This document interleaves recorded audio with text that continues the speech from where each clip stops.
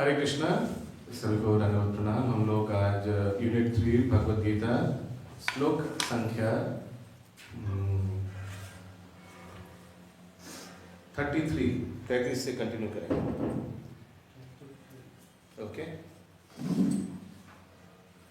33 number श्लोक सब repeat कीजिए। धृत्यय धारयते मना प्राणेन्द्रिय क्रिया योगेनाव्यभिचारिण्या धृति स पार्थ सात्विकी। देवेश प्रभु।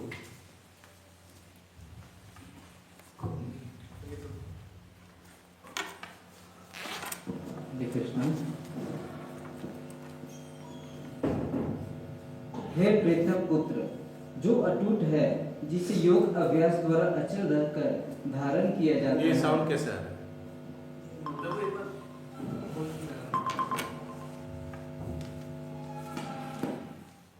अभी देखिए हो रहा है या नहीं?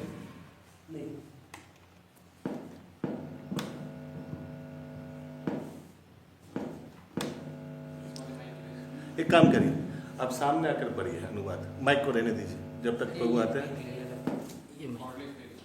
हाँ, देखिए चल रहा है या नहीं कॉर्डलेस? हरे कृष्ण। हे प्रेता पुत्र, जो अटूट है, जिसे योग अभ्यास द्वारा अचल रहकर धारण किया जाता है, और जो इस प्रकार मन, प्राण तथा इंद्रियों के कार्यकलापों को वश में रखती है, वह धृति सात्विक है। तात्पर्य, अच्छा, सात्विक धृति का, धृति माने डिटर्मिनेशन, ये हो गया था एक्चुअली। ठीक है, तो डिटर्मिनेशन, एकदम डिटरमाइंड। क्या क्या लक्षण है, फिर से अनुवाद करिए।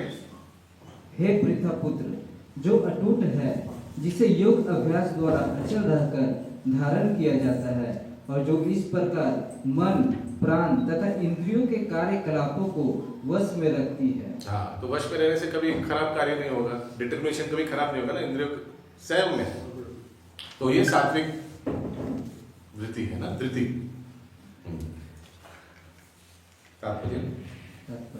योग परमात्मा को जानने का साधन है।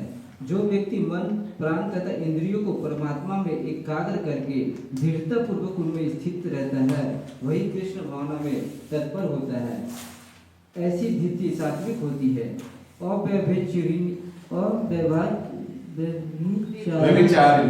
अत्यंत महत्वपूर्ण है, क्योंकि यह सूचित करता है कि कृष्ण भावनामृत में तत्पर मनुष्य कभी किसी दूसरे कार्य द्वारा विचलित नहीं होता।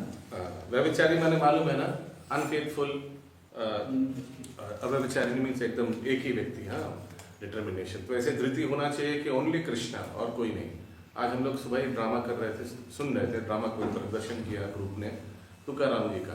तो हम लोग देख रहे थे कैसे तुकाराम जी इतना विठल जी का निष्ठावान भक्त थे कि उनका स्त्री थोड़ा धन लक्ष्मी के लिए, पैसा के लिए लक्ष्मी देवी का उपासना कर रहा था। तो तुकाराम मना किया, नहीं, why you are doing her, उनका वर्शिप क्यों कर रहे हो पैसे के लिए, ओनली विठल जी का वर्शिप करना चाहिए। ऐसे इतना डिटरमिन्ड, अनन्य भक्ति इसको बोलते हैं, और अन्य ना, अनन्य। अगला श्लोक 34। यायाय तु धर्म कामार्थम धृत्य धारयते अर्जुन प्रसंगेन फलाकांक्षी धृति स पार्थ राजसी। लेकिन हे अर्जुन, जिस धृति से मनुष्य धर्म, अर्थ तथा काम के फलों में लिप्त बना रहता है, वह राजसी है। तात्पर्य, जो व्यक्ति धर्म, अर्थ, काम, मोक्ष तक नहीं गया, कृष्ण प्रेम तक नहीं गया, पहला तीन में ही फंसा रहा। धर्म, अर्थ, काम। अपना धर्म करेंगे, उससे उसके लिए कुछ अर्थ काम करेंगे, अर्थ उपार्जन करेंगे, उस अर्थ से क्या करेंगे, काम माने इंद्र तृप्ति करेंगे, भोग करेंगे। हाँ, तो ये क्या है, राजसी वृत्ति। आगे, जो व्यक्ति धार्मिक या आर्थिक कार्यों में कर्म फलों का सदैव आकांक्षी होता है, जिसकी एकमात्र इच्छा इंद्र तृप्ति होती है, तथा जिसका मन, जीवन तथा इंद्रिया इस प्रकार संलग्न रहती है, वह रजोगुणी होता है। हाँ, ठीक है। हो सकता है कि व्यक्ति कुछ ऐसा नहीं।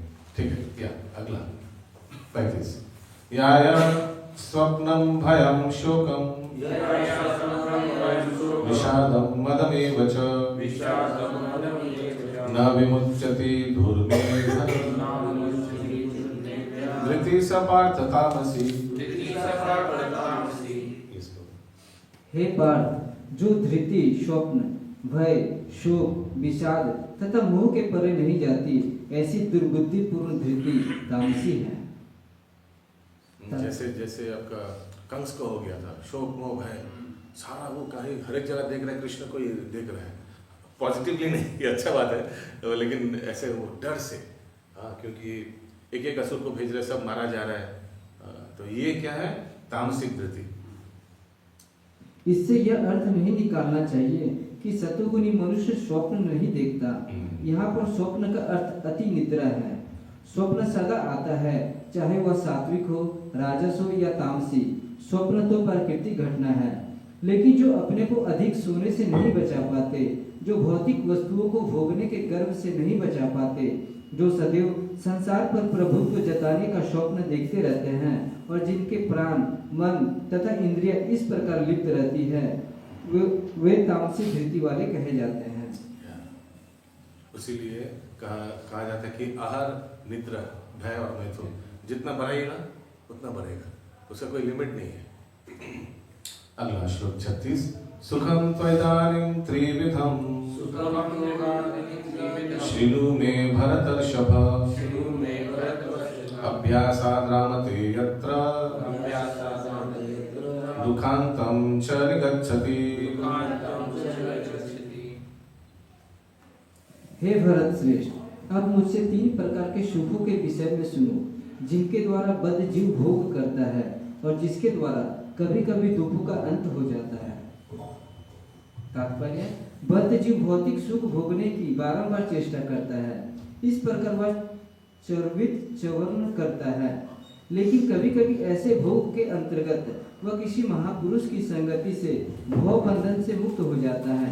चर्वित चर्वणानंद, जड़ जगत का भोग करके हम लोग ने देखा है, महान महान लोग भी सबका पतन हुआ है, सब आयाराम गयाराम है ना, लेकिन फिर भी उसको उसी में लिप्त होता है, उसी में लिप्त होता है। पिता भी पुत्र को बोलता जाओ तुम भी आओ, पढ़ाई करो, टाका कमाओ, भोग करो, हम लोग को देखो।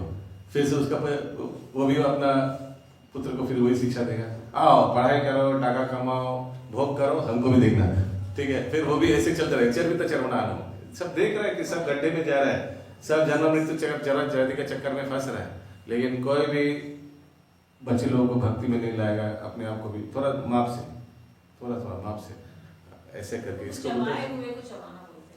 चर्वित चर्वणानंद, च्यूइंग द चूड, देख रहे सब गिर रहा है, सब अंधकूप में जा रहा है, लेकिन फिर भी वही चलेगा। यस, आगे। दूसरे शब्दों में बद्ध जीव सदा ही किसी न किसी इंद्रिय तृप्ति में लगा रहता है, लेकिन जब सुसंगति से यह समझ लेता है कि यह तो एक ही वस्तु की पुनरावृत्ति है और उसमें वास्तविक कृष्ण भावनामृत का उदय होता है, तो कभी कभी वह ऐसा तथाकथित आवृत्ति मूलक सुख से मुक्त हो जाता है। अगला श्लोक 37 नंबर। लेकिन इसका मतलब ये नहीं कि इंद्र तृप्ति करते करते फिर देखेगा कि नहीं इसमें कोई रस नहीं, ऐसा नहीं है। कोई ये भी थियरी है, कोई बहुत बड़ा, पुणे में हम नाम नहीं लेंगे, वो संस्था है, वो सिखाता है कि इंद्र तृप्ति करते करते इंद्र तृप्ति से विरक्त आ जाएगा। मालूम है ना, बहुत फेमस संस्था है वर्ल्ड वाइड। तो श्रील प्रभुपाद बताते हैं ऐसा नहीं है, इंद्र तृप्ति करते करते इससे विरक्त आ जाएगा, फिर थोड़ा देर के लिए विरक्त आएगा, फिर वापस जाएगा उसमें। प्रभुपाद उदाहरण देते कि आग में घी डालने से मत समझे कि आग बुझ जाएगा, हाँ, आग में घी डालने से और प्रज्वलित होगा ना। यस, तो बोलता था कि कोई अगर स्मोकिंग छोड़ना चाहते हैं, एक काम करो, तुम कितना पीते हो? मैं 10 पैकेट पीता हूँ। अच्छा ठीक है, तुमको 100 पैकेट पिलाएंगे एक दिन, उसके बाद तुमको घिने आ जाएगा स्मोकिंग से, तो क्या छूट जाएगा स्मोकिंग? कभी नहीं। ये सब बोगस थ्योरी है। अगला श्लोक कितना? 37। यथादग्रे विषमीव परिणामेयम् अमृतोपमाम् तत्सुखं सात्विकं प्रोक्तम् आत्मबुद्धि प्रसादजम्। जो प्रारंभ में विष जैसा लगता है, लेकिन अंत में अमृत के समान है। और जो मनुष्य में आत्म साक्षात्कार जगाता है वह सात्विक सुख कहलाता है। आत्म साक्षात्कार के साधन में मन तथा इंद्रियों को वश में करने तथा मन को आत्म केंद्रित करने के लिए नाना प्रकार के विधि विधानों का पालन करना पड़ता है। ये सारी विद्या बहुत कठिन और विष के समान अत्यंत कड़वी लगने वाली है, लेकिन यदि कोई इन नियमों के पालन में सफल हो जाता है और दिव्य पद को प्राप्त हो जाता है तो वह वास्तविक अमृत का पान करने लगता है और जीवन का सुख प्राप्त करता है। कभी हम लोग जब इस्कॉन में नहीं आए तो कभी सोचा भी नहीं था कि मंगल आरती उठना, सुबह 3-4 बजे उठना और स्नान करके उतना ठंड में स्नान करके मंगल आरती अटेंड करना, वी नेवर थॉट। लेकिन अभी जो भक्त कंटिन्यूअस कर रहा है उसको मंगल आरती के बाद बिना रह नहीं पाएगा। सोचिए वो कभी ट्रैवलिंग कर रहा है, कहीं चला गया, क्या जयपुर में चला गया सोचिए फॉर एग्जाम्पल कोई काम के वास्ते, और सुबह उठ जाएगा 2 बजे, उठ के सोचेगा गूगल में देखेगा कहाँ है नियरेस्ट इस्कॉन टेम्पल कहाँ है, और मानसरोवर में तुरंत ऑटो पकड़ के चला जाएगा 4 बजे। क्यों? 4:30 बजे मंगल आरती अटेंड करना है, खून में आ जाएगा। और जो पहला बहुत कष्ट लगता था ठंड में, उसको लगेगा कि वाह क्या आनंद है, दिव्य आनंद है, मंगल नाम ही है मंगल आरती, मंगलमय हो जाएगा पूरा दिन, है ना। तो यही जो पहले बहुत कठिन कष्ट पॉइजन जैसा लग रहा है, क्या लिखा है तात्पर्य अनुवाद में, विष जैसा लग, उफ विषय मत लग, सकाल बेला उठे स्नान करे मंगल आरती करा, लेकिन उसके बिना बाद में वही व्यक्ति सेम व्यक्ति रह नहीं पाएगा। सुबह उठकर प्रभुपाद ने ठंडे पानी में नहाना चाहिए, ठंडे पानी में सुबह। श्रील प्रभुपाद इलाहाबाद में, समझ सकते हैं इलाहाबाद में इस समय क्या ठंड है, कोई है तो बता पाएगा वो। श्रील प्रभुपाद कौन लिखते हैं, जानवा माता ना भवतान अरुण माता जी, वो लिखते हैं अपने बुक में कि हम सोचा कि इधर बहुत एक ही वॉशरूम है, सुबह 2-3 बजे हम उठ जाएंगे, उठ जाकर पहले स्नान कर लेंगे। तो 2 बजे उठ गई वो, उठकर नाम याद नहीं आ रहा, मालती माता जी, तो हम स्नान करने चले गए इलाहाबाद में, और ट्यूबवेल में जाकर देख रहा श्रील प्रभुपाद ऑलरेडी आगे पहुंच गया। श्रील प्रभुपाद ठंड में ट्यूबवेल में हैंड पंप करके पानी बकेट भर रहा 2 बजे स्नान करने के लिए ठंड में। श्रील प्रभुपाद को टाइमिंग नहीं रहता था। श्रील प्रभुपाद एक्चुअली थोड़ा रात को आई थिंक 9 to 11:30 कुछ नैप लेता था, थोड़ा 2-3 घंटा बस, दैट्स इट, फिर से अनुवाद देखना। तो यही है मालती माता के। अगला श्लोक 38, विषेन्द्रिय संयोगात् यत्तदाग्र्यमृतो, ये हो गया ना श्लोक पढ़ना, यत्तदाग्र्यमृतोत्पमां परिणामे विषंवीव तत्सुखं राजसं स्मृतम्। जो सुख इंद्रियों द्वारा उनके विषय के संसर्ग से प्राप्त होता है और जो प्रारंभ में अमृत तुल्य तथा अंत में विष तुल्य लगता है वह रजोगुणी कहलाता है। इंद्रिय को बहुत सुख प्रदान करता है थोड़ा देर के लिए, बहुत पहले आनंद लगता है, वेरी नाइस।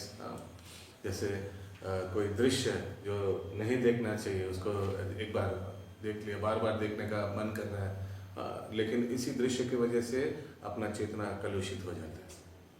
yes.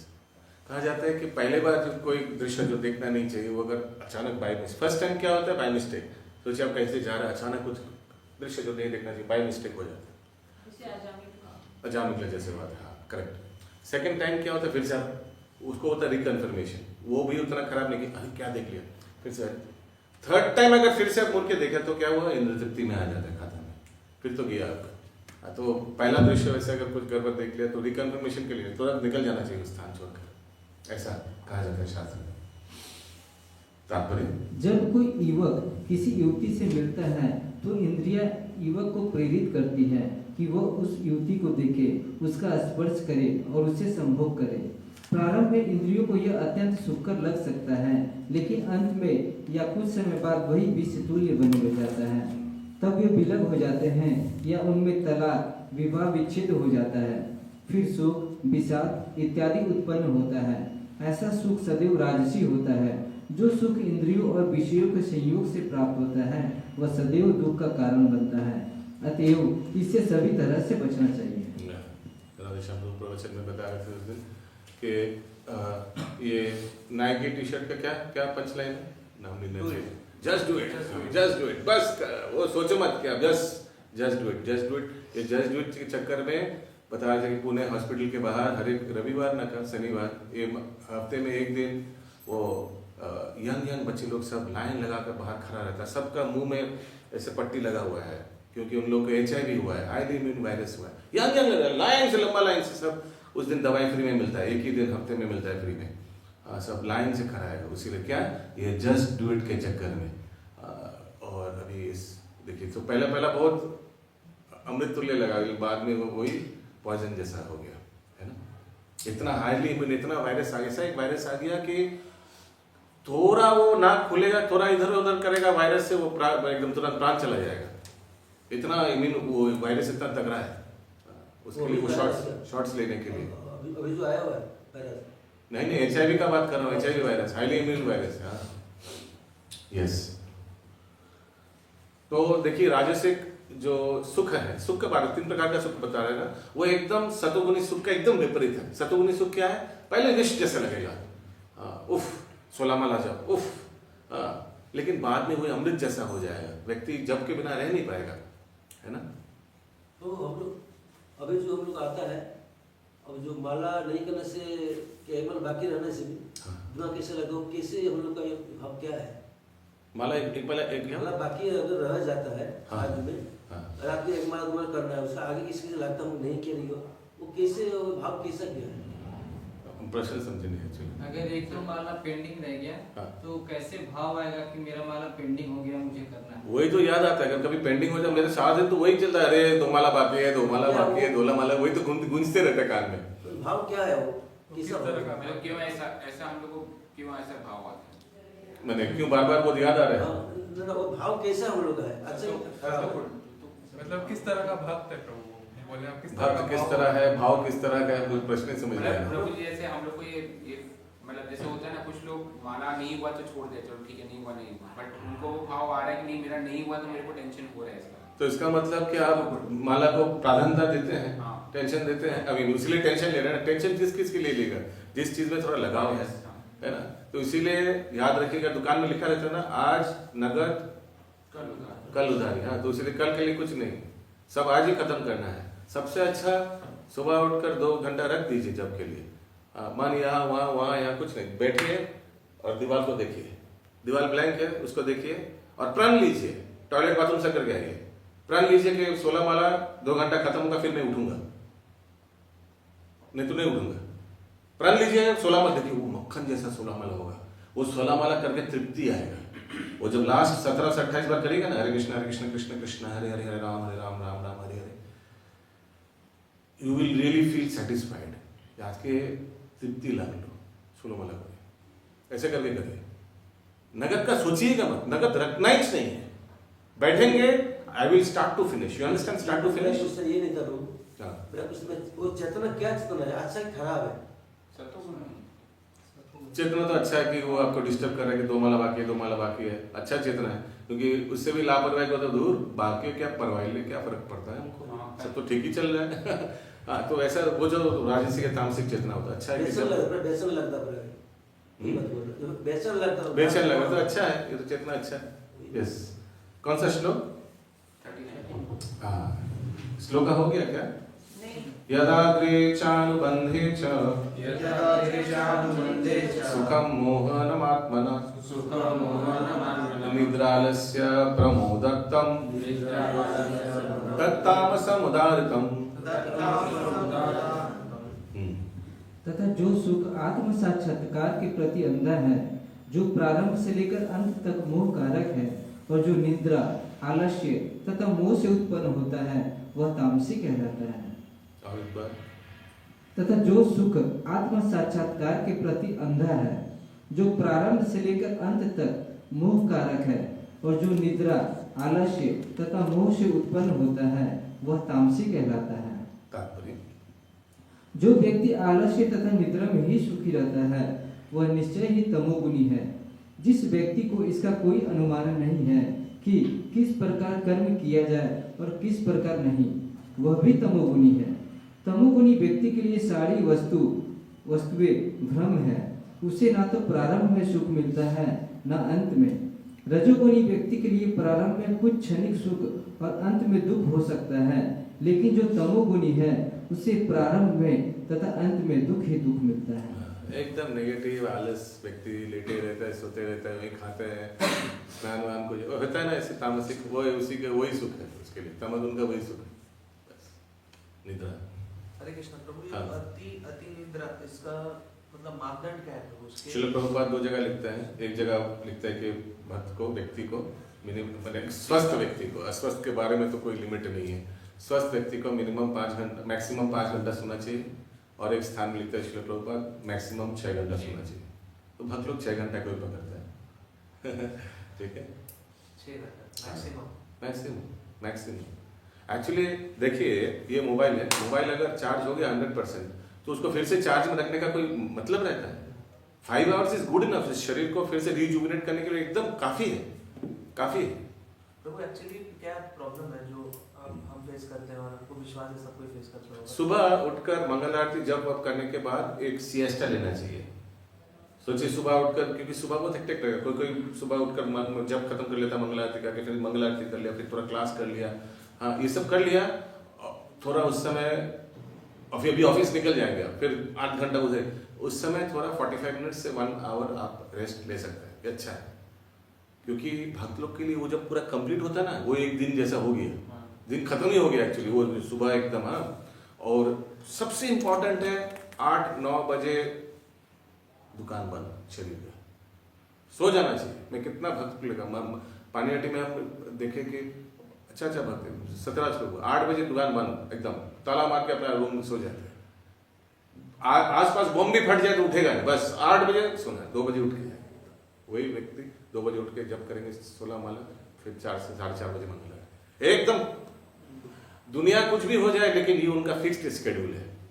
राधा पाद को कितना बड़ा महान भक्त है, ऐसे डिसिप्लिन वेरी इंपॉर्टेंट, अदरवाइज। और इसमें आनंद आता है, डोंट थिंक ये पनिशमेंट है, there is huge amount of spiritual sense gratification इसमें।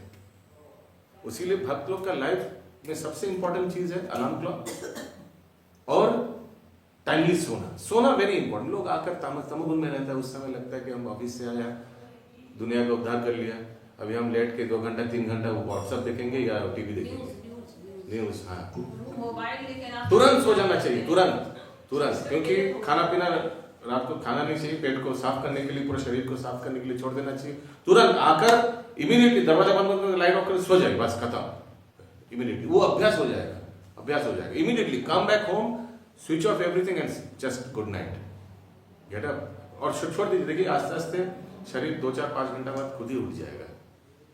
अमेजिंग ये डिसिप्लिन अगर इसको मेंटेन कर पाए, नथिंग लाइक इट। चेरिश कीजिएगा आपका, this will be the best days of your life अगर इसको डिसिप्लिन कर पाए। और अगर हम लोग ऐसे करें तो नेक्स्ट जनरेशन भी देख के ऑटोमेटिक हो ही जाएगा। जो मैं अपना केस ले रहा हूँ, मेरा पिताजी ये सिखा दिया था कि हम लोग को 8 बजे के बाद 8:30 बजे सबका ऑफ, सो जाओ। क्योंकि कुछ व्यक्ति होते हैं ना, स्टूडेंट्स होते हैं, रात 12-1 बजे तक सोता है, होता है ना, सारा रात 2 बजे तक पढ़ता है। फिर हम लोग को मना कर दिया, नो, जितना पढ़ाई सब अर्ली मॉर्निंग में, उस समय नींद पूरा करके वो अच्छा अंदर भी अच्छा से जाता है। हाँ, तो we were taught from childhood एकदम, तो इसीलिए ये अच्छा से इमीडिएटली पास ऑन हो जाता है नेक्स्ट जनरेशन में। इसीलिए अभ्यास करना चाहिए डिसिप्लिन में। यस, आगे। न तदस्ति पृथिव्यां च दिवि देवेषु वा पुनः सत्वं प्रकृति जैर्मुखं मुक्तं यदेभिः स्वात्रिभिर्गुणे। इस लोक में, स्वर्ग लोकों में या देवताओं के मध्य में कोई भी ऐसा व्यक्ति विद्यमान नहीं है जो प्रकृति के तीनों गुणों से मुक्त हो। भगवान इस श्लोक में समग्र ब्रह्मांड में प्रकृति के 3 गुणों के प्रभाव का संक्षिप्त विवरण दे रहे हैं। तो ये तो ठीक ही है, कोई भी इस 3 गुणों से मुक्त नहीं है। मैं सबसे अच्छा है कि जो व्यक्ति सतोगुण में है या मैक्सिमम समय सतोगुण में है, बट याद रखिएगा सतोगुण का विश्लेषण ये है कि उसमें तमोगुण और रजोगुण का लेश रहता है। अगला श्लोक 41। ब्राह्मण क्षत्रिय विषम शूद्रनाम च परन्तप कर्माणि प्रविभक्तानि स्वभाव प्रभवेर्गुणे। हे परंतप, ब्राह्मणों, क्षत्रियों, वैश्यों तथा शूद्रों में प्रकृति के गुणों के अनुसार उनके स्वभाव द्वारा उत्पन्न गुणों के द्वारा भेद किया जाता है। हाँ, ये सब गुरुकुल में होता है, भेद किया जाता है। इनका स्वभाव ऐसा है, इनका स्वभाव ऐसा है, ये एकदम निष्ठापूर्वक बहुत सत्व गुण में रहता है, तो उनको क्या सिखाना पड़ेगा? यजन याजन पठन पाठन दान प्रतिज्ञा, उसको अलग करो। ये एकदम उत्तेजित रहता है और सबको डोमिनेटिंग क्वालिटीज है कि सबको, और लीडरशिप ऐसा नहीं कि डोमिनेटिंग नेगेटिवली है, उसमें अच्छा गुण है कि लीडरशिप क्वालिटीज है, उनको एडमिनिस्ट्रेशन में रख दो, ऐसे ऐसे करके विभाग, वो सब गुरुकुल में होता है। गुरुदेव ये देखकर निर्धारण करता है। कहाँ देखता है? वो जो हमने बताया था ना पहला जो कुछ साल है वो जनरल है, जनरल फॉर ऑल, उसी में पता चल जाएगा गुरुदेव को किंतु क्या है। जैसे हम लोग का भी होता है ना, स्कूल में तो वही होता है सेम, क्लास 9 या 10 तक सब, फिर उसके बाद स्वभाव के अनुसार कोई कॉमर्स, कोई आर्ट्स, कोई साइंस लेता है ना। अगला श्लोक 42, समोदमस्तप। ये श्लोक इंपॉर्टेंट है, क्यों? क्योंकि आप लोग का जब सेकेंड इनिशिएशन हो ये पकड़ा जाता है इंटरव्यू में। समोदमस्तप शौचम शांतिरार्जवमेव च ज्ञानम विज्ञानमस्तिक्यम ब्रह्म कर्म स्वभावजम। शांति प्रियता, आत्मसंयम, तपस्या, पवित्रता, सहिष्णुता, सत्यनिष्ठा, ज्ञान, विज्ञान तथा धार्मिकता, ये सारे स्वाभाविक गुण हैं जिनके द्वारा ब्राह्मण कर्म करते हैं। तो ये ब्राह्मणत्व गुण है, वेरी वेरी फेवरेबल फॉर यजन याजन पठन पाठन। देखिए अभी किसका आएगा? क्षत्रिय का 43 नंबर श्लोक। हरे कृष्ण। सहिष्णुता, सहिष्णु मतलब टॉलरेंस। टॉलरेंस। सत्यनिष्ठा मतलब जो सत्य बोलता है। एकदम सत्य मीन्स का याद रखिएगा, सत्य क्या डेफिनेशन है इसमें नहीं दिया हुआ है, वो 26 गुण में दिया था। Satya means presenting the truth as it is. I repeat, satya means presenting the truth as it is. शास्त्र में जो दिया गया उसको एज इट इज प्रभुपाद बता देते थे एज इट इज। वहां जाकर परवाह नहीं किया कि हम जैसे प्रभुपाद जाकर बोला कि women should always be under guidance, as a child under the guidance of father, as a young lady under the guidance of husband, as a old lady under the guidance of dependent son, but always they should be under guidance. Prabhupada एकदम western world में भी जाकर शास्त्र को as it is present कर दिया, जो शास्त्र में दिया वही प्रेजेंट कर दिया श्रील प्रभुपाद। इसको बोलता है स्ट्रेट फॉरवर्डनेस, या क्या लिखा था?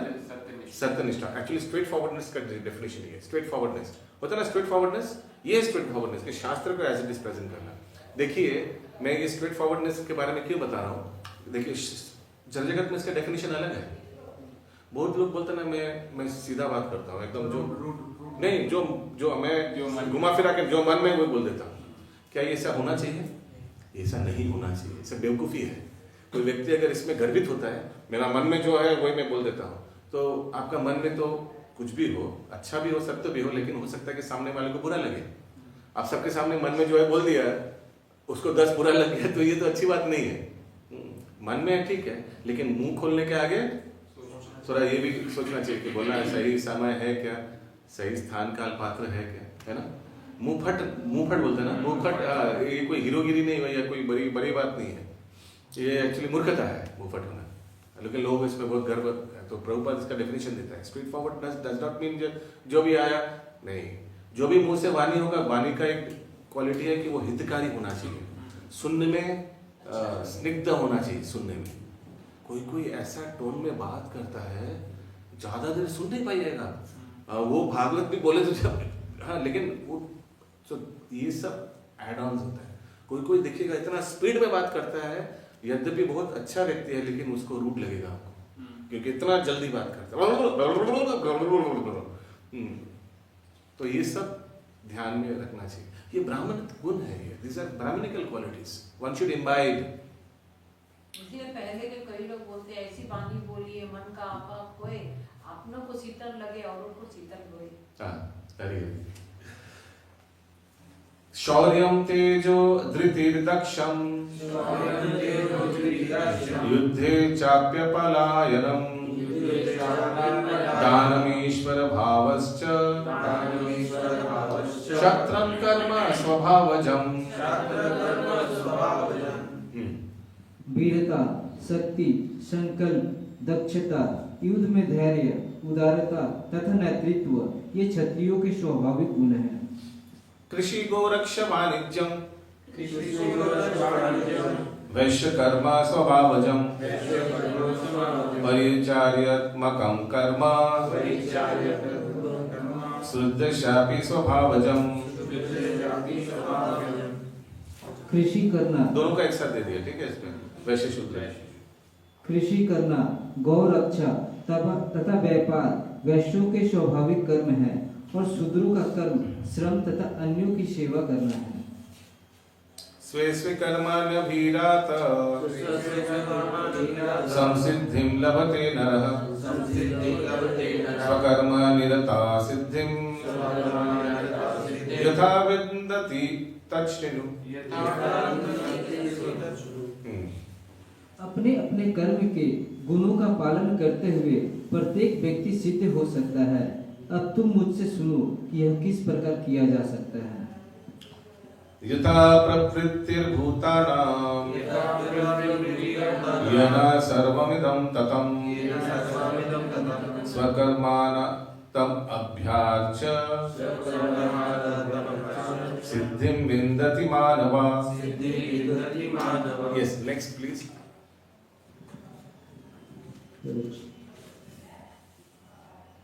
जो सभी प्राणियों का उद्गम है और सर्वव्यापी है, उस भगवान की उपासना करके मनुष्य अपना कर्म करते हुए पूर्णता प्राप्त कर सकता है।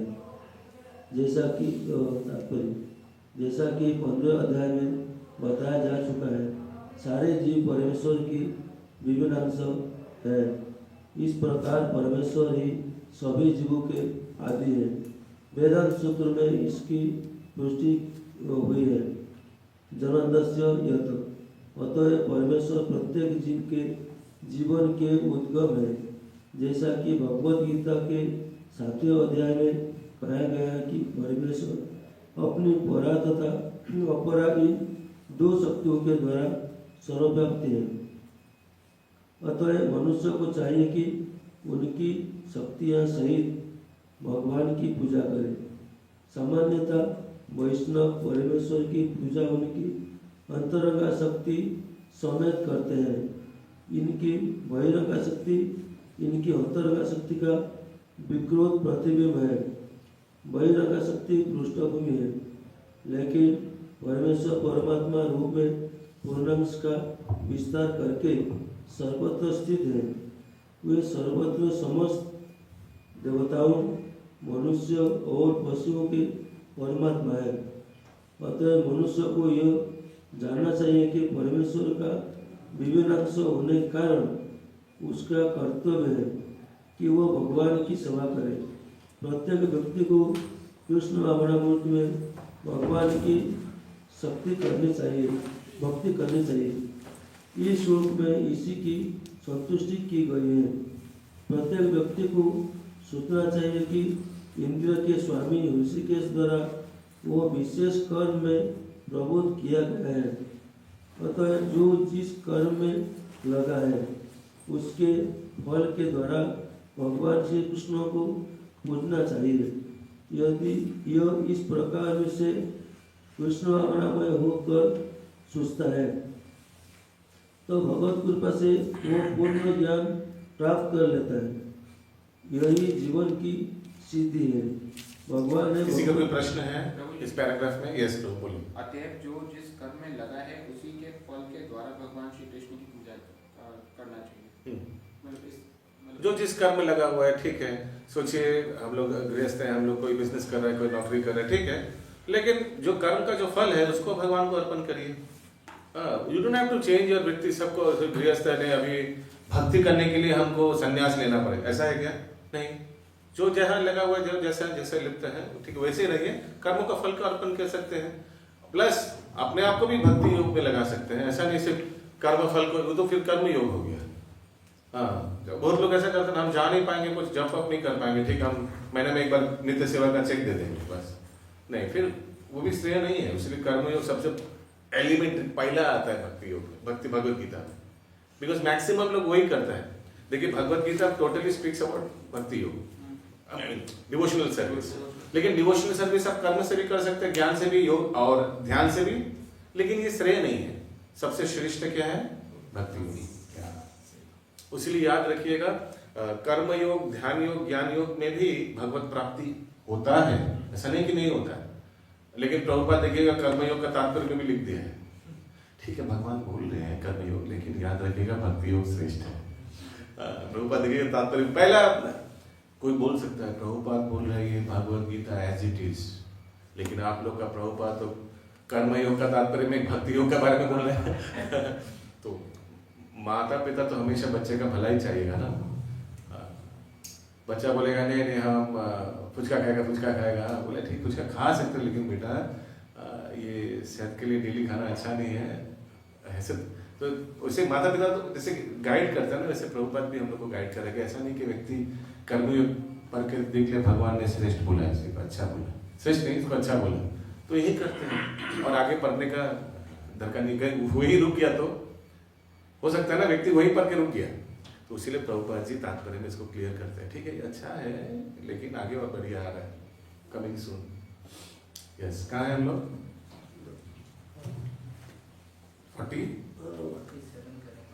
46 नंबर हो गया। 46 नंबर में सेकंड पैरा पढ़िए, उसको स्किप करिए। ठीक है, 47 आता है। श्रेयं स्वधर्मो विगुणा परधर्मात् स्वनिष्ठितात् स्वभावनियतं कर्म कुर्वन्नाप्नोति किल्बिषम्। तो ये क्यों बोल रहे कि अपना जो वृत्ति है वो उसको चेंज नहीं करना चाहिए। अर्जुन, तुम क्षत्रिय हो, युद्ध करने आए हो, प्रजा को रक्षा देने आए हो, युद्ध करो। ऐसा नहीं कि तुमको अभी कुछ दूसरा संन्यास लेने बोला, हम संन्यास ले लेंगे, इससे अच्छा नहीं। You do, you continue your duty, लेकिन माम अनुस्मर युद्ध चा। ऐसा नहीं कि भगवान अर्जुन कभी बोला ऐसे कि भगवान, अर्जुन को मालूम था ना कि कृष्ण अकेला जिता सकता है, हाँ या ना? मालूम था, तो अर्जुन क्या बोला भगवान को, भगवान अभी आप ही युद्ध लड़ी, मैं थोड़ा सो जाता हूँ इधर, ऐसा बोला कभी? क्या नहीं, भगवान ने भी ऐसा सलाह नहीं दिया। भगवान ने बोला नहीं कि अभी हम युद्ध करेंगे तुम सो जाओ, नहीं। भगवान ने बोला मन अनुस्मर मत, क्या श्लोक है? मन अनुस्मर युद्ध चा। क्या श्लोक है? स्टार्टिंग क्या है? माम अनुस्मर युद्ध चा।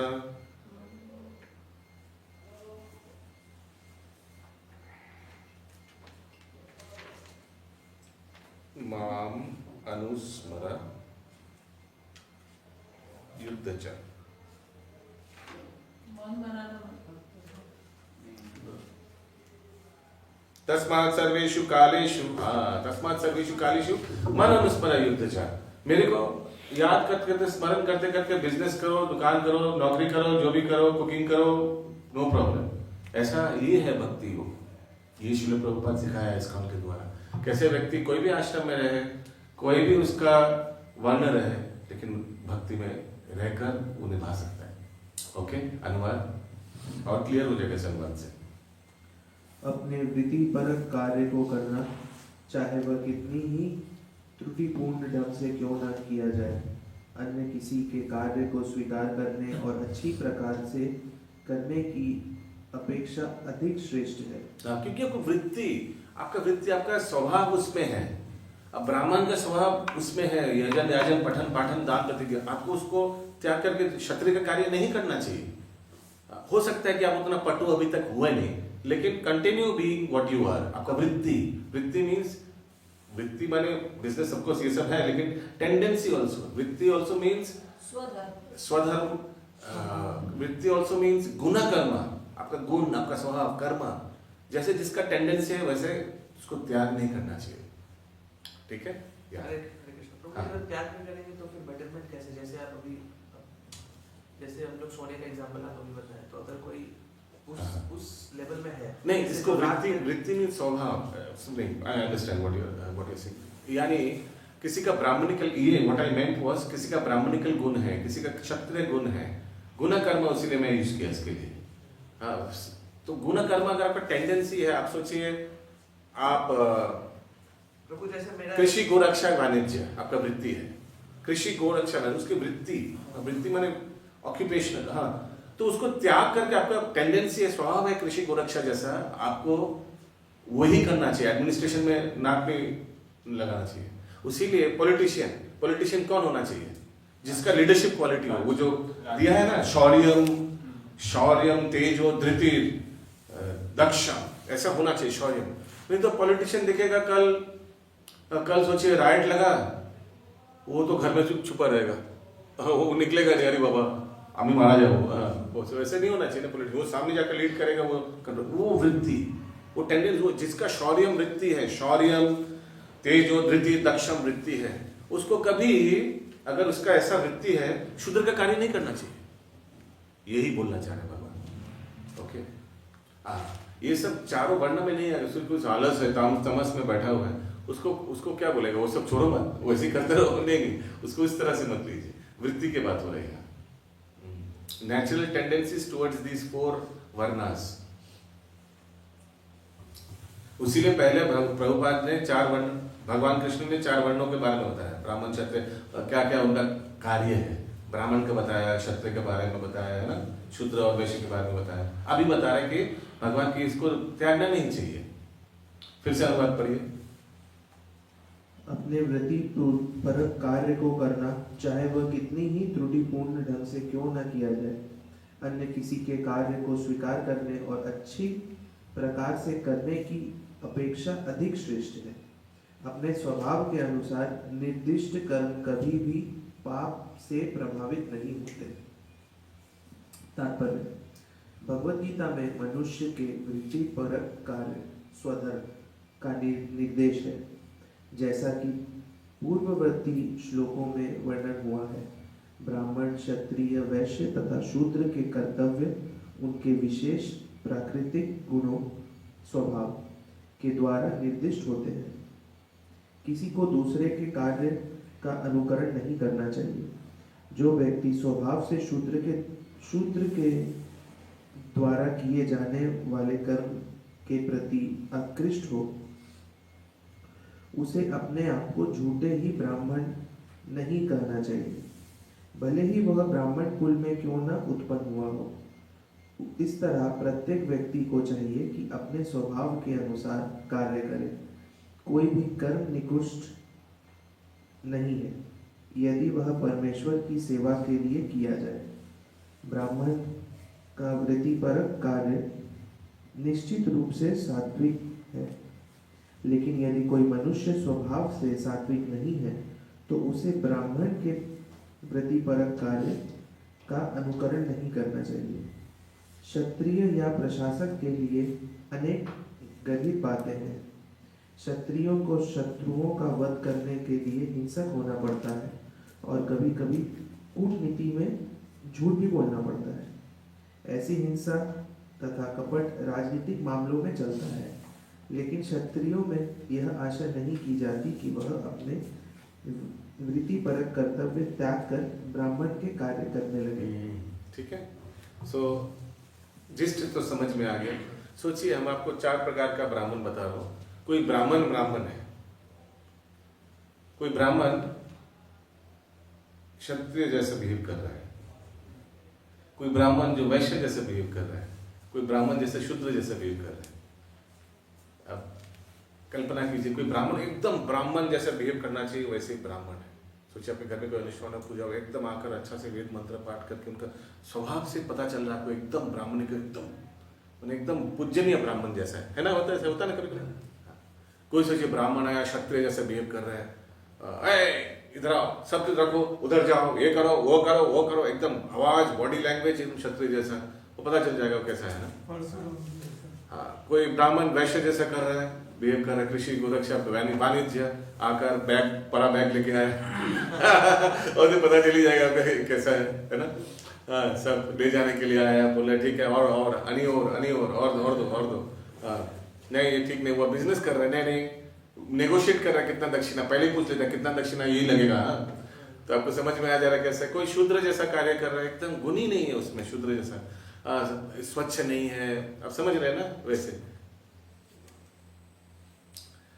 अगला श्लोक 48। सहजं कर्म कौन्तेय सदोषमपि न त्यजेत् सर्वरम्भा हि दोषेण धूमेन गिर इव वृत। हरे कृष्णा। प्रत्येक उद्योग प्रयास किसी न किसी दोष से आवृत होता है, जिस प्रकार अग्नि धुएं से आवृत रहती है। अतएव हे कुंती पुत्र, मनुष्य को चाहिए कि स्वभाव से उत्पन्न कर्म को भले ही वे दोषपूर्ण क्यों ना हो, कभी त्यागे ना। तात्पर्य, बद्ध जीवन में सारा कर्म भौतिक गुणों से दूषित रहता है।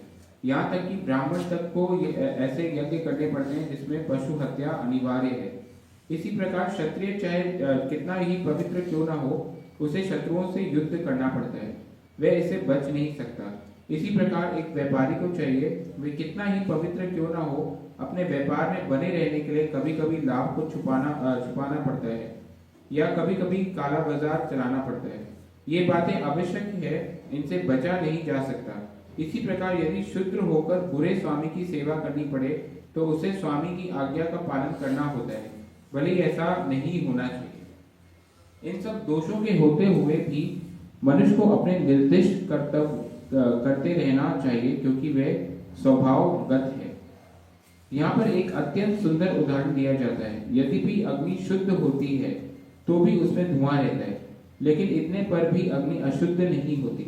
अग्नि में धुआं होने पर भी अग्नि समस्त तत्वों से शुद्धतम मानी जाती है।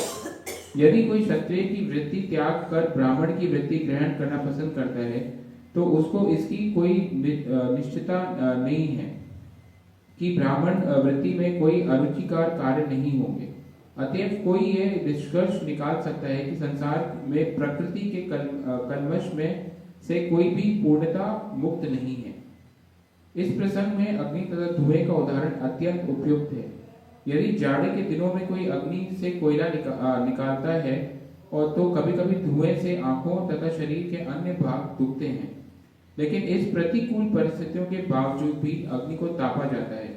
इसी प्रकार किसी को अपनी सहज वृत्ति इसलिए नहीं त्याग देनी चाहिए कि वे कुछ बाधक तत्व आ गए हैं, अपितु मनुष्य को चाहिए कि कृष्ण भावनामृत में रहकर अपने वृत्ति परक कार्य से परमेश्वर की सेवा करने का संकल्प ले। यही सिद्ध अवस्था है। जब कोई भी वृत्ति परक कार्य भगवान को प्रसन्न करने के लिए किया जाता है तो उस कार्य के सारे दोष शुद्ध हो जाते हैं। जब भक्ति से संबंधित कर्म फल शुद्ध हो जाते हैं तो मनुष्य अपने अंतर का दर्शन कर सकता है, और यही आत्म साक्षात्कार है। तो ये वृत्ति बताया गया, टेंडेंसीज अपना स्वभाव के हिसाब से। लेकिन एक चीज बता रहा हूँ, इसको कभी भी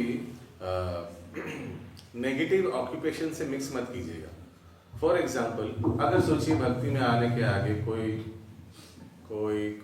क्या उधर कसाई खाना या कोई शराब का दुकान में नौकरी कर रहे हैं, तो अभी आप भक्ति में आ गए, तो आप इससे मिक्स मत कीजिएगा। आप अनफॉर्चुनेटली शराब की दुकान में कार्य कर रहे थे, लेकिन अभी भक्ति में आ गए, आपको मालूम है कि जैसा संग वैसा रंग, शराब का दुकान में कौन आएगा आपको अच्छे से मालूम है। तो उस समय आप आपका यही उद्देश्य होना चाहिए कि कोई दूसरा हम जगह नौकरी करेंगे। समझ में आ रहा है उदाहरण? इसको वृत्ति से मत मिक्स कीजिए। वृत्ति is tendency, your behavioural pattern.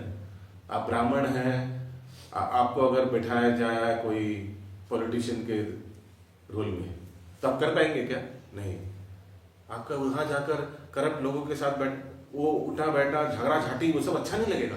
आपका ब्राह्मण क्वालिटी आपका उस समय उसको वृत्ति बोला जा रहा है, उसको। ये दोनों में मिक्स मत कीजिएगा। आप नहीं बोल सकते कि भगवान बताया वृत्ति चेंज नहीं करने का, तो मैं तो कसाई हूँ, मैं कसाई करते रहूंगा लेकिन घर जाके जब भी करूंगा 16 वाला। नहीं, वो उसको नहीं बोला जा रहा है। Is it clear? समझ में आ रहा है? हरे कृष्ण। हाँ प्रभु, यहाँ पे जैसे भगवान प्रभुपाद बोल रहे हैं, इनसे बचा नहीं जा सकता। जैसे कि बिजनेस में कभी कभार जैसे प्रॉफिट छुपाने के लिए आप बोल रहे हैं, हाँ ये तो करना ही पड़ेगा। हाँ लेकिन उस इसके अलावा भी प्रभु जैसे कभी टैक्स इधर उधर कर देते हैं। हाँ का तो उसमें क्या बताया प्रभुपाद जी ने? अपने आप को सेव करने। भले ही ऐसा नहीं होना चाहिए। हाँ भले ही ऐसा नहीं होना चाहिए। तो tax law of the land है, आपको टैक्स देना पड़ेगा। तो ऐसा भी साल गया है कि रिलायंस इंडस्ट्रीज जो करोड़ों करोड़ रुपए का बिजनेस करता है, जीरो टैक्स दिया है, मालूम है ना ये? Because they were very smart in saving. हाँ ऐसा करके लीगली किया, इलीगली अभी वो भी मालूम नहीं कितना, बाहर का तो लीगली है। हाँ तो my point is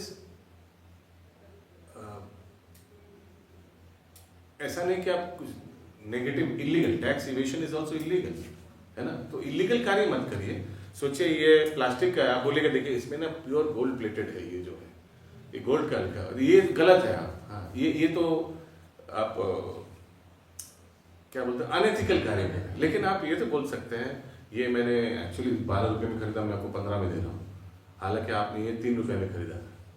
that is allowed, उतना झूठ बोल सकते हैं आप, ठीक है? वही प्रभुपाद जी बताना चाह रहे हैं कि आप अगर ऐसे बोल देंगे कि हम 12 रुपए में 3 रुपए में खरीदा, तुमको हम 15 में बेचे, बोला अच्छा वाह बहुत बढ़िया कर रहे हो तो भाई। तो ऐसे तो नहीं बोल सकते आप। वो चीज वो उतना समझना चाहिए, दैट इज अलाउड।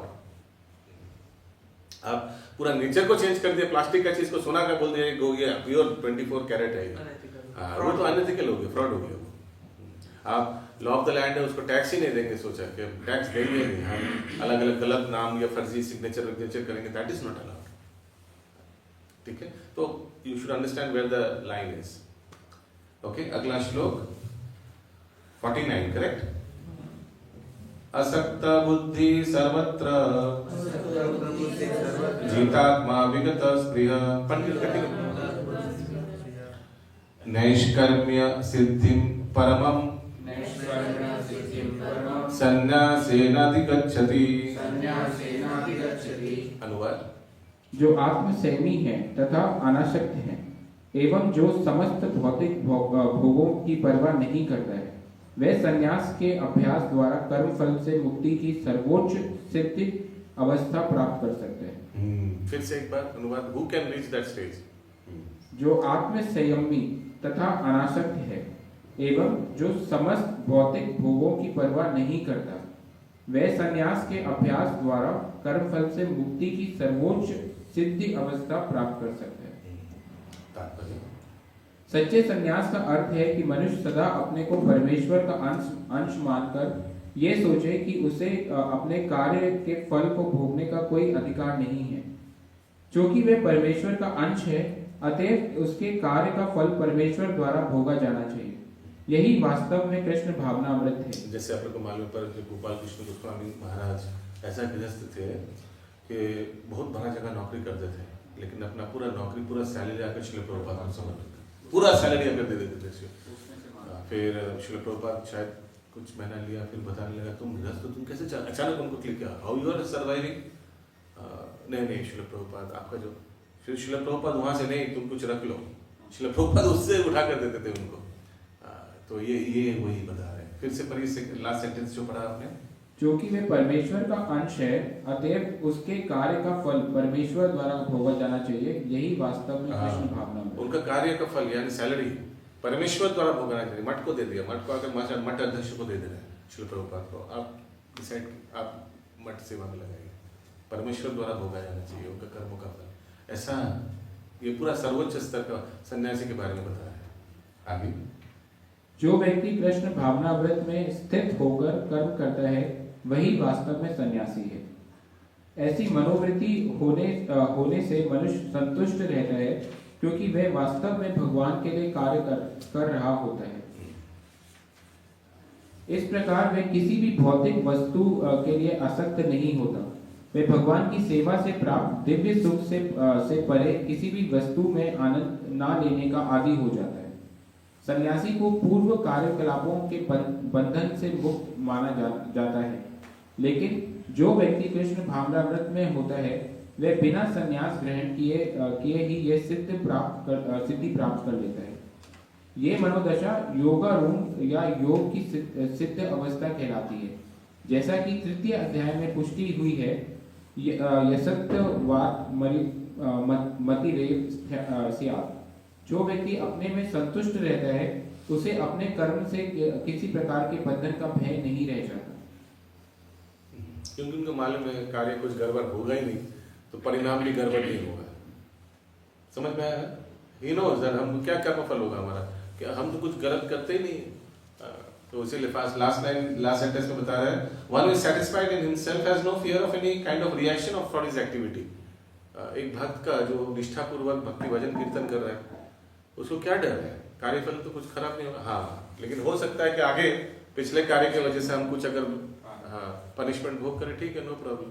भक्त भक्ति में भक्ति करते रहेगा, अगर पनिशमेंट आएगा भी टेर ही नहीं पाएगा, उसको कोई फर्क नहीं पड़ेगा। हम लोग देखते हैं कि कितना महान भक्त लोग शारीरिक कष्ट अगर कुछ भोग भी रहे हैं, लेकिन कोई फर्क नहीं पड़ रहा है। उनको लगता है कि पूर्व कार्य का कुछ हो गया होगा, या शायद कुछ पूर्व कार्य भी अच्छा ही होगा, लेकिन भगवान कुछ इससे हमको शिक्षा प्रदान कर रहे हैं, ऐसे ही समझते हैं। अगला श्लोक कितना? 50। सिद्धिं प्राप्तो यथा ब्रह्म तथाप्नोति निबोध मे समासेनैव कौन्तेय निष्ठ ज्ञानस्य या पर। तो मैं वो आज बता रहा था ना तुकाराम के बारे में, तो कथा में आता है तुकाराम, वो उनका वाइफ जो लक्ष्मी पूजा करते तो मना किया था एकदम लक्ष्मी पूजा मत करो, क्या दरकार है, डायरेक्ट विठल जी का पूजा करो, तुम धन संपत्ति के लिए लक्ष्मी पूजा कर रहे हो। तो सचमुच लक्ष्मी पूजा करने के वाइफ ने सुना नहीं, तो लक्ष्मी पूजा कंटिन्यू किया। तुकाराम घर छोड़ के चला गया और फिर सचमुच लक्ष्मी देवी की कृपा से बहुत धन संपदा आया। तो वाइफ दिखा रहा, देखो देखो इतना संपदा आया, तो बोले तुम हम घर ही वापस नहीं आएंगे जब तक तुम ये गरीबों में बांट नहीं दोगे। ऐसा है इनका। हरे कृष्ण। तो वो कभी कभी नहीं चाहते हुए भी, जैसे ऊपर से हम लोग एडमिट नहीं करें, लेकिन अंदर से चाह रहता है अर्थ का, तो प्रभु भगवान के सामने तो नहीं बोलते, क्योंकि फिर वो बोलना चाहिए भगवान के सामने, नहीं तो भगवान भी सोचेगा। भगवान को एकदम खुल के बोलना चाहिए, तो पता तो है ही, पता तो है ही, लेकिन लोग हम एक्सेप्ट नहीं करते कि हाँ भगवान ऐसा ये है। वो भी अच्छा है, दो प्रकार का सोच है। कोई बोल सकता है कि भगवान को फिर भी खुल के बोलना चाहिए, कोई बोल चाह है मन में, लेकिन वही, लेकिन हम रिक्वेस्ट नहीं करते उसको। हाँ, तो कोई ये भी, हाँ, कोई ये भी बोलता है कि नहीं चाह है, लेकिन अभ्यास भी करना चाहिए कि अपना चाह को दबा के रखेंगे, हाँ, नहीं तो हमेशा निर्लज्ज जैसे भगवान को भौतिक चीज ही मांगते रहेंगे, ये भी है।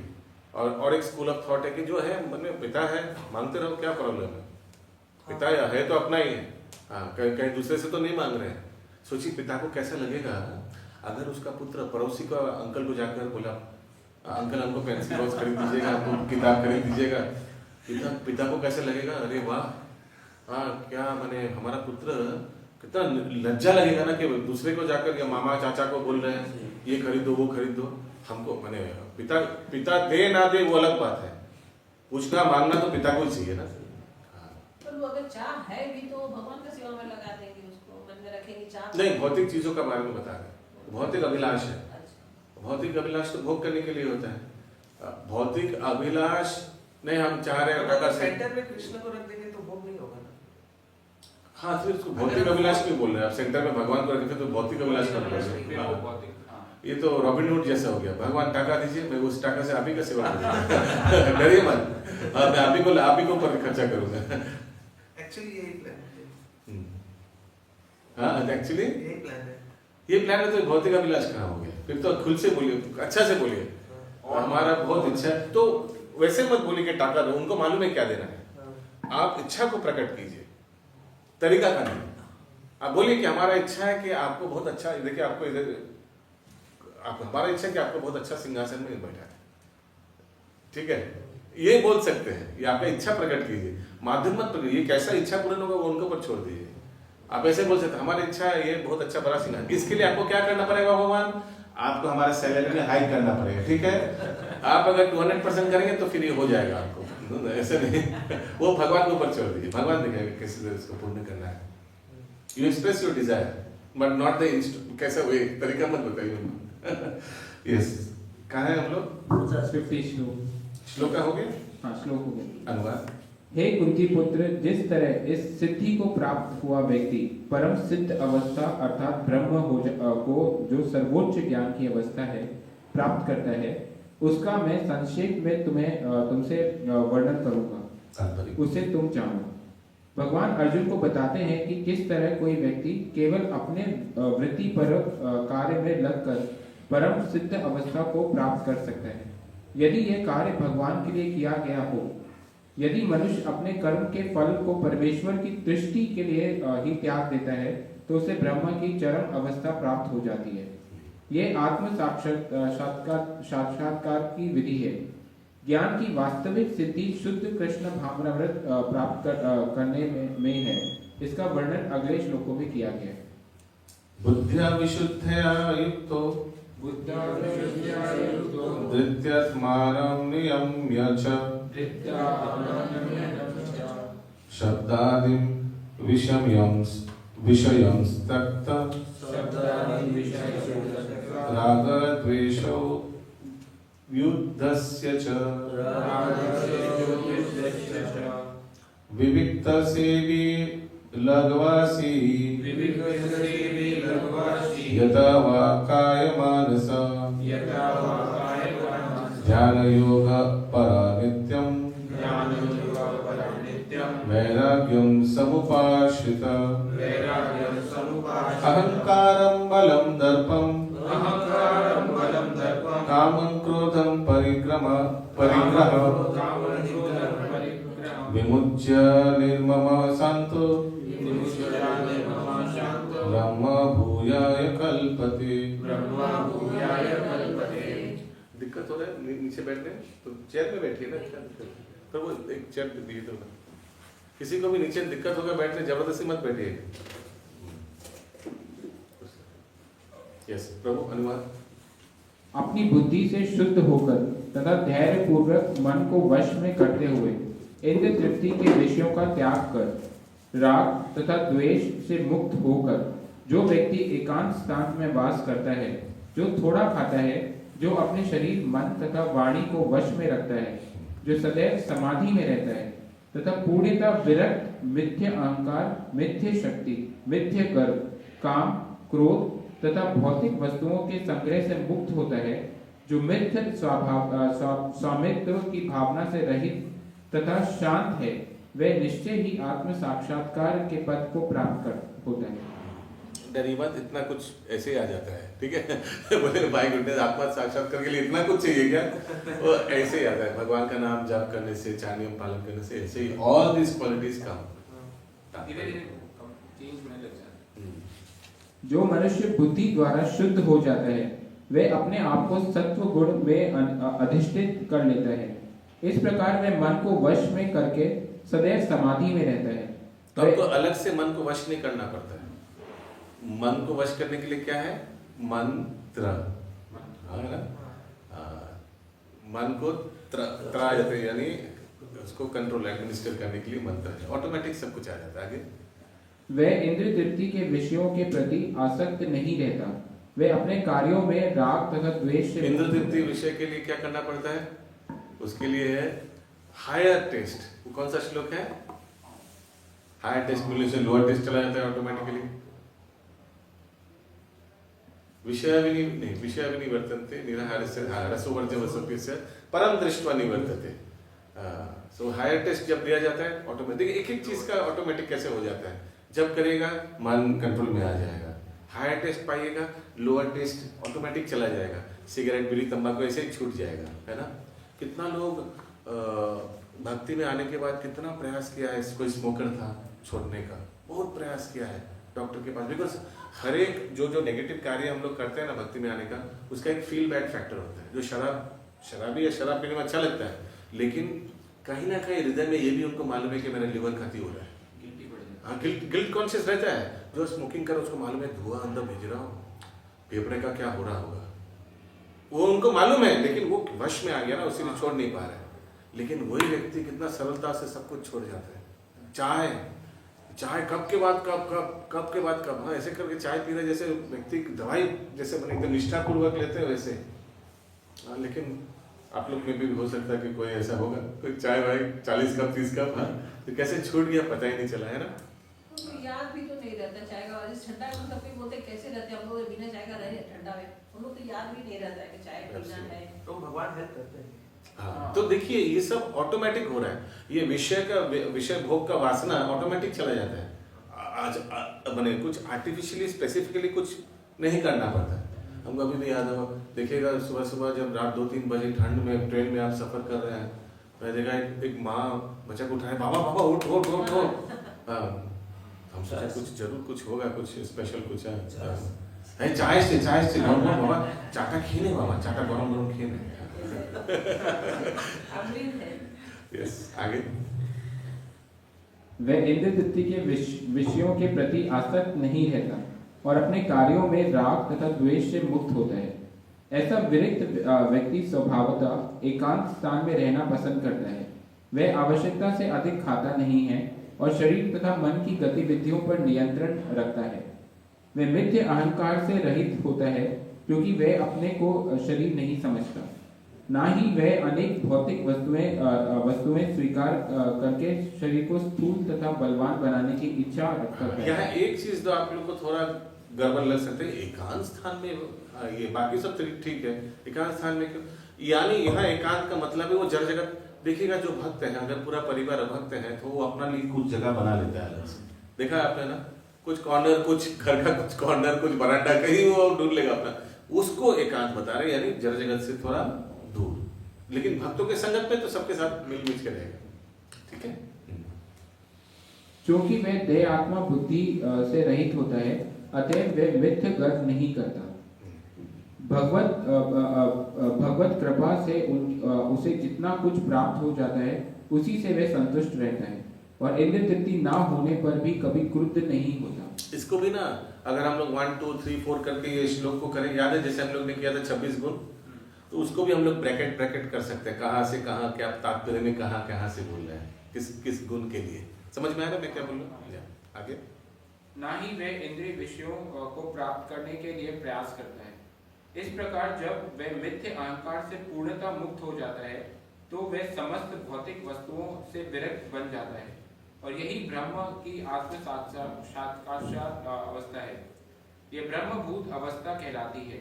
जब मनुष्य देह आत्मा बुद्धि से मुक्त हो जाता है तो वह शांत हो जाता है और उसे उत्तेजित नहीं किया जा सकता। इसका वर्णन भगवत गीता में 2.70 इस प्रकार हुआ है।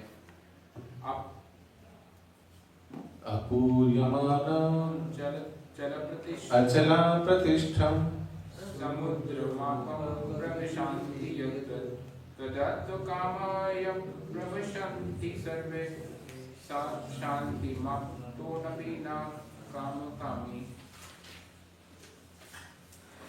जो मनुष्य इच्छाओं के अनवरत प्रवाह से विचलित नहीं होता, जिस प्रकार नदियों के जल से निरंतर प्रवेश करते रहने और सदा भरते रहने पर भी समुद्र शांत रहता है, उसी तरह केवल वही शांति प्राप्त कर सकता है। वह नहीं जो ऐसी इच्छाओं की तृष्णि के लिए निरंतर उद्योग करता रहता है। ठीक जय। फिर से तो वो लास्ट वाला पैराग्राफ पढ़िए, सुनाइए। जो मनुष्य इच्छाओं के अनवरत प्रवाह से विचलित नहीं होता, जिस प्रकार नदियों के जल के निरंतर प्रवेश करते रहने और सदा भरते रहने पर भी समुद्र शांत रहता है, उसी तरह केवल वही शांति प्राप्त कर सकता है। वह नहीं जो ऐसी इच्छाओं की तृष्टि के लिए निरंतर उद्योग करता रहता है।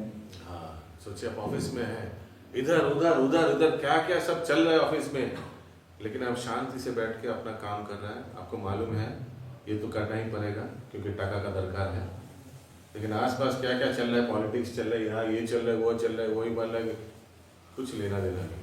बस अपना काम किए जाओ, तनख्वाह लो, अपना वैष्णव परिवार बनो, इससे हमको मतलब है ना। अगला श्लोक 54 नंबर। ब्रह्मभूत प्रसन्नात्मा न शोचति न कांक्षति समः सर्वेषु भूतेषु मद्भक्तिं लभते परम। इस प्रकार जो दिव्य पद पर स्थित है वह तुरंत परम ब्रह्म का अनुभव करता है और पूर्णतः प्रसन्न हो जाता है।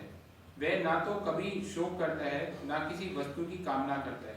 वह प्रत्येक जीव पर समभाव रखता है, उस अवस्था में वह मेरी शुद्ध भक्ति को प्राप्त करता है। या तो नेक्स्ट पढ़िए पता जी।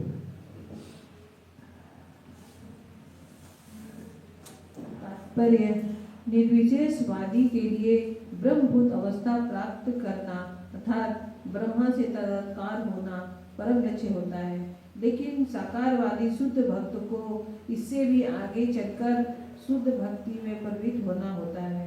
इसका अर्थ यह हुआ कि जो भगवत भक्ति में रत है वह पहले से ही मुक्त अवस्था, मुक्ति की अवस्था, जिसे ब्रह्मभूत या ब्रह्म से तादात्म्य कहते हैं। हरे कृष्ण, समझ में आया? महाभारत के लिए ब्रह्मभूत क्या है?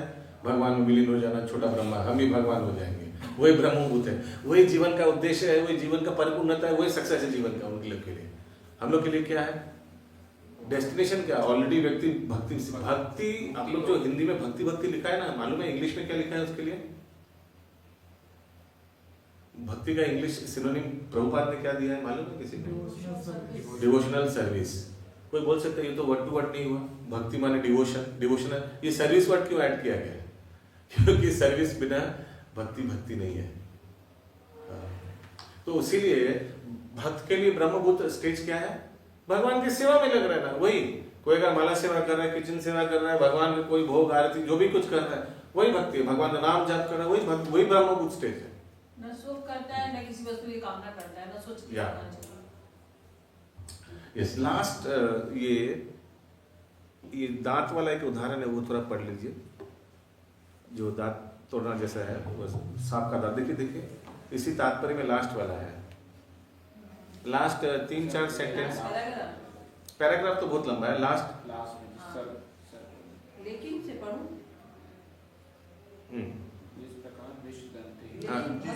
जिस प्रकार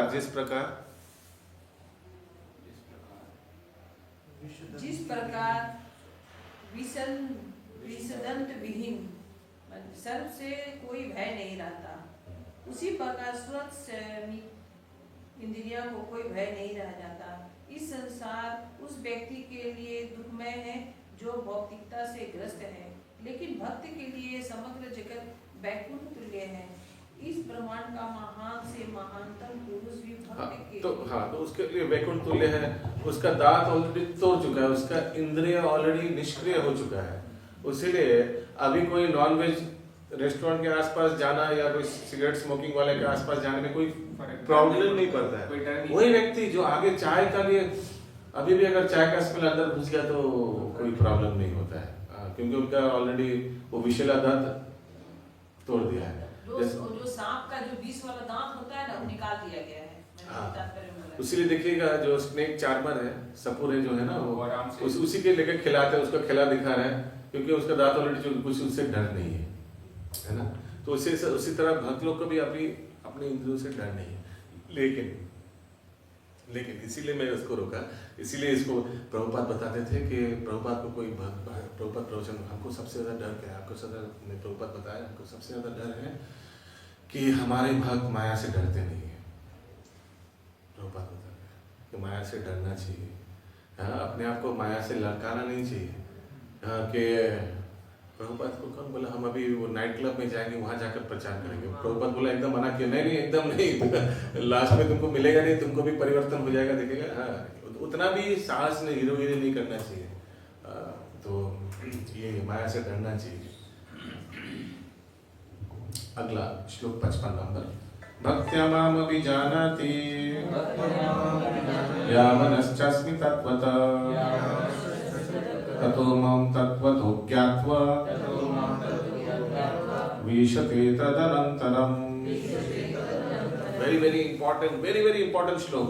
अनुवाद केवल भक्ति से माइक उसको बार बंद क्यों कर रहे हैं ना? वो प्रभु जी कुछ वो हो रहा है। हरे कृष्ण। केवल भक्ति से मुझ भगवान को यथारूप में जाना जा सकता है। जब मनुष्य ऐसी भक्ति से मेरे पूर्ण भावनामृत में होता है तो वह वैकुंठ जगत में प्रवेश कर सकता है। हरि बोल। पहला पैराग्राफ। भगवान श्री कृष्ण तथा उनके स्वांशों को न तो मनोधर्म द्वारा जाना जा सकता है, न ही अभक्त वर्ग उन्हें समझ पाते हैं। यदि कोई व्यक्ति भगवान को समझना चाहता है तो उसे शुद्ध भक्त के पथ दर्शन में शुद्ध भक्ति ग्रहण करनी होती है, अन्यथा भगवान संबंधी सत्य तत्व उससे ज्यादा छिपा नहीं रहेगा। जैसे कि भगवत गीता में 7.25 में कहा जा चुका है, नाहं प्रकाश सर्वस्य, मैं सबों में समझ प्रकाशित नहीं होता। केवल पंडित्य या मनोधर्म द्वारा ईश्वर को नहीं जाना जा सकता। कृष्ण को केवल वही समझ पाता है जो कृष्ण भावनामृत तथा भक्ति में तत्पर रहता है। इससे विश्वविद्यालय की उपाधियां सहायक नहीं होती है। हरे कृष्ण। बस that's it. किसी का कोई प्रश्न है पहला पैराग्राफ से? तो एकमात्र भक्ति योगी पंथा है भगवान को जाने के लिए। ये कोई स्कूल कॉलेज में तो पढ़ाया नहीं जाता, हालांकि आगे पढ़ाया जाता था। बहुत स्कूल में हमने सुना है, बचपन में वो भगवत गीता क्लास था एक, ऐसे होता है बहुत हिंदी मीडियम में ऐसे। अभी हाँ, अभी तो विदेश में अभी तो उल्टा है। अभी इंडिया में भी तो कोशिश कर रहे हैं कि वापस से भगवत गीता और स्कूल्स में आए। बहुत अच्छा होगा ऐसे। वो कोशिश मतलब वही कि एक पॉलिटिक्स मतलब उस पर भी अभी वो शुरू हो जाएगा। या एक ये देखिए सत्यभामा माता जी लास्ट में इस तात्पर्य में ये वेदांत सूत्र 4.1.12 वाला दिया हुआ है, वो थोड़ा पढ़िए। वेदांत सूत्र से हाँ वो पढ़िए, उसका मीनिंग पढ़िए इसका। अप्रयास वो छोड़ दीजिए, उसके बाद क्या लिखा है? इसका अर्थ है कि मुक्ति के बाद भक्ति योग चलता रहता है। श्रीमद् भागवत में वास्तविक भक्तिमयी मुक्ति जो परिभाषा दी गई है उसके अनुसार यह जीव का अपने स्वरूप या अपनी निजी स्वाभाविक स्थिति में पुनः प्रतिष्ठित हो जाना है। स्वाभाविक स्थिति में व्याख्या पहले ही की जा चुकी है। प्रत्येक जीव परमेश्वर का अंश है, अतः उसकी स्वाभाविक स्थिति सेवा करने की है। मुक्ति के बाद यह सेवा कभी रुकती नहीं है। वास्तविक मुक्ति तो देह आत्म बुद्धि की भ्रांत धारणा से युक्त। तो ये जो अवैष्णव वाला माया वाला मुक्ति होता है वो ब्रह्म में लीन हो जाकर सेवा खत्म। लेकिन भक्त वाला मुक्ति क्या है? ऐसा नहीं कि मुक्ति के बाद हम लोग छोटा भगवान बन जाएंगे, सब लोग हम लोग को सेवा करेगा, ऐसा नहीं है। हम सेवा करते हैं, सेवक है, सेवक रहेंगे, वहां जाकर भी सेवा ही करना है भगवान के धाम जाकर। वहाँ ऐसा नहीं बोल सकते हैं, सोचिए अभी वैकुंठ के दरवाजे तक पहुंच के भक्ति करके फिर जय विजय दरवाजा खुला, कौन है आप? मैं, तुमका नाम क्या है? ऋषभ प्रभु। कहाँ से आए? जड़ जगत से आए। क्यों आए? भगवान का सेवा करने के लिए। लेकिन वो तो बहुत बाद में मिलेगा, पहले भक्तों का सेवा नहीं, हम तो भगवान का सेवा करने के लिए आए। नहीं, भक्तों का सेवा करने का पड़ेगा पहले। नहीं, भक्त लोग से हमारा ज्यादा जमता नहीं है, हम पहले भगवान का करेंगे, नहीं फिर जाओ वापस होने के लिए। ऐसा नहीं बोल सकते कि हम लोग बहुत सेवा किया है, ये हम लोग का सर्व लीडर बहुत कराया, बहुत ये कराया, वो कराया, बहुत बुक डिस्ट्रीब्यूशन कराया। अभी प्लीज 10 साल पहले हम रेस्ट करने वाले हैं। आप समझ रहे हैं, इधर तक पहुंच गए तो कितना पापड़ बेले होंगे। वैसे बोलने से चलेगा क्या? नहीं, बोले ये अभी ऐसे बोले यहाँ भी सेवा ही करना है क्या? वैसे बोला तो हाँ, ये तो सेवा भी करना है, सेवा ही तो करना है, उसी लिए तो आए हैं। भगवान को तो पहले बहुत लेकिन जो वो ग्रेजुअली जैसे आपने बोला लोगों की पहले विश जैसा लगता है, बाद में ठीक लगता है। प्रभु जैसे नए नए आए लोग इस्कॉन ज्वाइन किए, ऐसे किए, फिर वो डिस्ट्रीब्यूशन इतना भारी उठाओ, कपड़ा लगता है वो प्रभु 17 वाला भगा देता है। वो कितना ईगो जो हर्ट होता है। और कोई दोस्त देख लिया तो फिर एक बार दोस्त देख ले, क्या हुआ तेरा? ऐसे करके बोले क्या हुआ तेरा? क्यों रास्ते पे आ गए? प्रभु एक फ्रेंड देख लिया, वो वीडियो बना लिया, फ्रेंड ग्रुप में डाल दिया, इतना सारा फोन आने लगा, क्या हुआ हेल्प करना है। प्रभु एक फ्रेंड तो फोन करके बोली कि do you need any help? Yes we need help. Yes, good point. ऐसा होता है। हम लोग ये पूजा करने आते हैं, कितना साल 2016 से इधर मंदिर में पूजा कर रहे हैं। वो पहन के आते हैं और बाइक चलाकर, अरे क्यों जी? अरे क्यों जी? वो बोले कितना बार पूछोगे, कुछ हुआ नहीं, बता देंगे कुछ होने से। हरे कृष्णा। अगला श्लोक 56। तो ये मुक्ति, ये समझ में आ रहा है वैष्णव मुक्ति और मायावाद मुक्ति वाला? ऐसा है अपना मुक्ति मीन्स इंग्लिश में लिखा है पुनर्स्थापित, अपना कॉन्स्टिट्यूशन, अपना स्वरूप का पुनर्स्थापित, ऐसे कुछ लिखा हुआ है, वो सेंटेंस पढ़ी अभी आपने पढ़ा। पुनर्प्रतिष्ठा पाते। हाँ, पुनः ऐसे मृत्यु हो गया, फिर नया शरीर मिला, फिर से भगवान के धाम में जाकर ठीक है स्वरूप मिल गया, लेकिन फिर से ही अपना सेवा कंटिन्यू करना है, जो भी अपना सिद्ध स्वरूप का सेवा है। भगवान के धाम में हर एक का एक सिद्ध स्वरूप है, जैसे फॉर एग्जाम्पल मणिभूषण प्रभु, हाँ उनका एक सिद्ध स्वरूप है भगवान के धाम में। शायद वो भगवान के लिए पान बनाते हैं, ठीक है, ठाकुर जी के लिए तांबूल पान बनाते हैं, वही उनका स्वरूप है, वही सेवा है उनका। हर एक का एक सिद्ध स्वरूप है, सिद्ध सेवा भी है। तो प्रभु जो यहाँ सेवा कर रहे हैं वही हम वहाँ भी सेवा करना चाहते हैं। अच्छा, फिर उज्जैन जगह बोलिएगा नहीं, हम क्या सेवा करना चाहता है? मैं यहाँ किचन सेवा किया था, वही मिलेगा ना? नहीं, वहाँ तो माला सेवा मिलेगा। नहीं नहीं नहीं नहीं, ये नहीं, मतलब अच्छा, वहाँ भी सेवा ही मिलेगा ये। हाँ यस, वहाँ सेवा तो मिलेगा, सेवा ही सेवा रहेगा। यस, लेकिन वही कुछ भी सेवा के लिए रेडी रहना चाहिए। यहाँ भी कुछ भी सेवा के लिए रेडी रहना चाहिए। फिर भी एक्चुअली सेवा के लिए वेट नहीं करना चाहिए। आपका क्या स्वभाव है, आपका क्या इच्छा है, वो अपने लीडर, अपने एडमिनिस्ट्रेटर को अपना बोलना चाहिए। You should tell your reveal your skills to your spiritual master. परम पूज्य गौर गोविंद स्वामी महाराज का एक बहुत अच्छा प्रवचन आता है, देखिएगा यूट्यूब में, बहुत प्रसिद्ध है। महाराज का बहुत पैशनेट वॉइस में महाराज बोलता है, one should go to his spiritual master and tell him, hey Gurudev, कैसे मैं आपका सेवा करना चाहता हूँ, how you want to put me in Lord's service, we should ask our spiritual master। जाकर बोलना चाहिए, हे गुरुदेव कैसे आप मेरे को भगवान की सेवा में नियुक्त करना चाहते हैं। we should go and ask, not wait कब गुरुदेव आकर बोलेगा तब सेवा करेंगे। कभी गुरुदेव बिजी है, गुरुदेव का 500 शिष्य है, हर एक को जाकर इतना याद रखेगा थोड़ी। आपको जाकर बोलना है, गुरुदेव मेरे को बहुत ही अच्छे कंप्यूटर अच्छा लगता है। गुरुदेव यहाँ मीन्स जो भी रिप्रेजेंट, आपका जो भी अथॉरिटी है, जाकर बोलना चाहिए हमको कंप्यूटर अच्छा लगता है, और हमको ये सब आता है, ये सब आता है, जाकर बोलना चाहिए। फिर गुरुदेव सोचेगा, हाँ अरे तो चाहिए हमको, अपने को वीडियोस बनाना पड़ता है, आप थोड़ा इसको हेल्प कर सकते हैं, टीम बना देंगे एक्सेट्रा। जाकर बोलना चाहिए हमको बहुत अच्छा कुकिंग अच्छा आता है, हम इच्छा है कि हम डीटी किचन ठाकुर जी के लिए हम ये बना सकते हैं, वो बना सकते हैं, हाँ इसे बोलना चाहिए। फिर उस हिसाब से गुरुदेव आपको नियुक्त करेगा। Don't wait for service to come, go and reveal what you are skillful. आपका क्या क्या स्किल्स है, डेवलप किया है आपने 30-40 साल में, उसको कैसे भगवान की सेवा में लगा सकते हैं। एक्चुअली जो आप इतना सालों से किया है, जिसमें आप पटु है, उसको अगर भगवान की सेवा में लगाए तो वो ज्यादा अच्छा होगा ना कि कोई नया वाले व्यक्ति को सेवा में लगाएगा। इसीलिए याद रखना चाहिए कि सेवा, ये हम लोग ऐसा नहीं कि मंदिर में आकर हम कुछ सेवा करें तो भगवान का हेल्प हो जा रहा है, ऐसा नहीं है। अपना हेल्प हो रहा है, अपना हेल्प हो रहा है कि सर्विस में रहकर हम अपना इंद्रियों को दूषित होने से बचा रहे हैं। कितना कुछ सीखने मिलता है, कितना सारा वैरायटी सीखने मिल जाता है। यस, आपको एक वैरायटी आता है, देखिएगा उधर 20 माता जी है, आपसे ज्यादा 2000 गुण पटु, आप सोच रहे थे कि हम ही हीरो है। हाँ ऐसा आता है ना, इस्कॉन में आने के आगे मेरे जैसे कोई नहीं है इधर, आई एम द बेस्ट। फिर आकर देखिएगा, माय गुडनेस, एक से बढ़कर एक इधर, एक से बढ़कर एक है। एक दूसरे से सीख लेते हैं। अगला श्लोक 56 करेक्ट हो गया श्लोक। सर्वकर्मण्यपि सदा कुर्वाणो मद्व्यपाश्रय मत्प्रसादात् अवाप्नोति शाश्वतं पदमव्ययम्।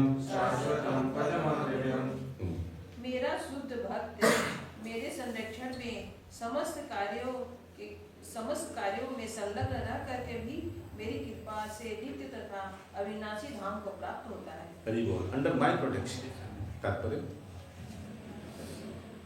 मत व्यापाश्रय शब्द का अर्थ है परमेश्वर के संरक्षण में भौतिक कलशपत में रहित होने के लिए शुद्ध भक्त परमेश्वर है। फुल स्टॉप है उसके बाद, फिर से पढ़िए। मत व्यापाश्रय शब्द का अर्थ है परमेश्वर के संरक्षण में भौतिक कलशमत से रहित होने के लिए शुद्ध भक्त। वो कंटिन्यूएशन है क्या? ना, फुल स्टॉप है ना, फिर भौतिक। हाँ, ये जो पूर्ण विराम लगा ठीक है, हाँ, आगे आगे। ईश्वर के संरक्षण होने के लिए शुद्ध भक्त परमेश्वर या उनके प्रतिनिधि स्वरूप गुरु के निर्देशन में कर्म करता है। उसके लिए समय की कोई सीमा नहीं है। वह सदा 24 घंटे 100% परमेश्वर के निर्देशन में कार्य में संलग्न रहता है। ऐसे भक्त जो कृष्ण भावना माइक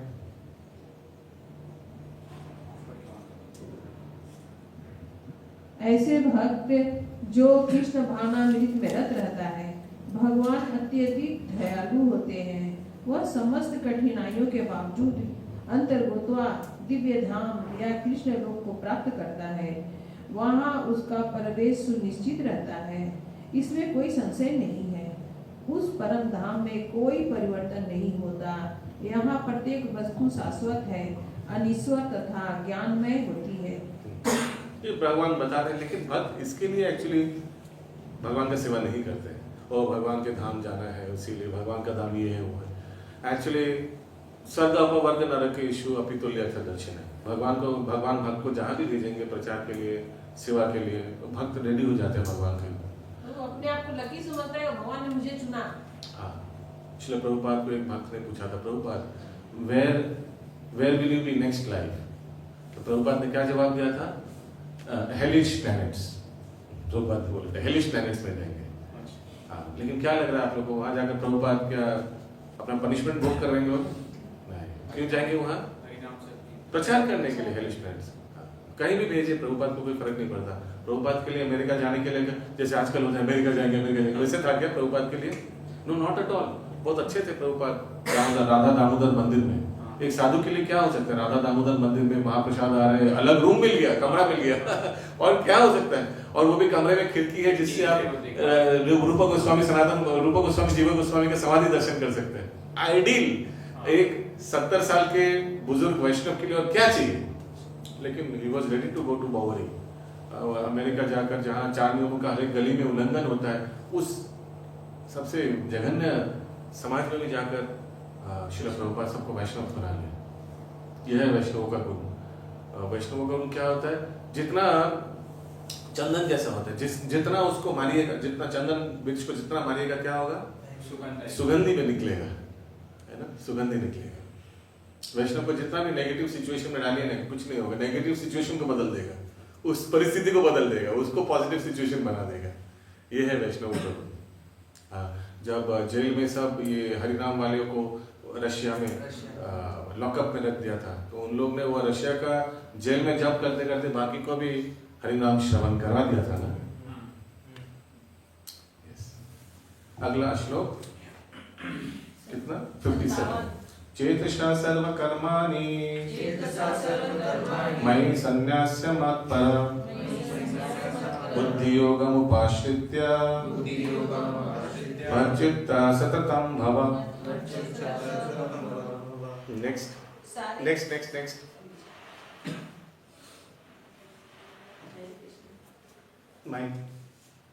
हरे कृष्ण। सारे कार्यों के लिए मुझ पर निर्भर रहो और मेरे संरक्षण में सदा कर्म करो। ऐसी भक्ति में मेरे प्रति पूर्णतः सचेत रहो। फिर से सारे कार्यों के लिए मुझ पर निर्भर रहो और मेरे संरक्षण में सदा कर्म करो। ऐसे भक्ति में मेरे प्रति पूर्णतः सचेत रहो। तात्पर्य? जब मनुष्य कृष्ण भावनामृत में कर्म करता है तो वह संसार के स्वामी के रूप में कर्म नहीं करता। उसे चाहिए कि वह सेवक की भांति परमेश्वर के निर्देशानुसार कर्म करे।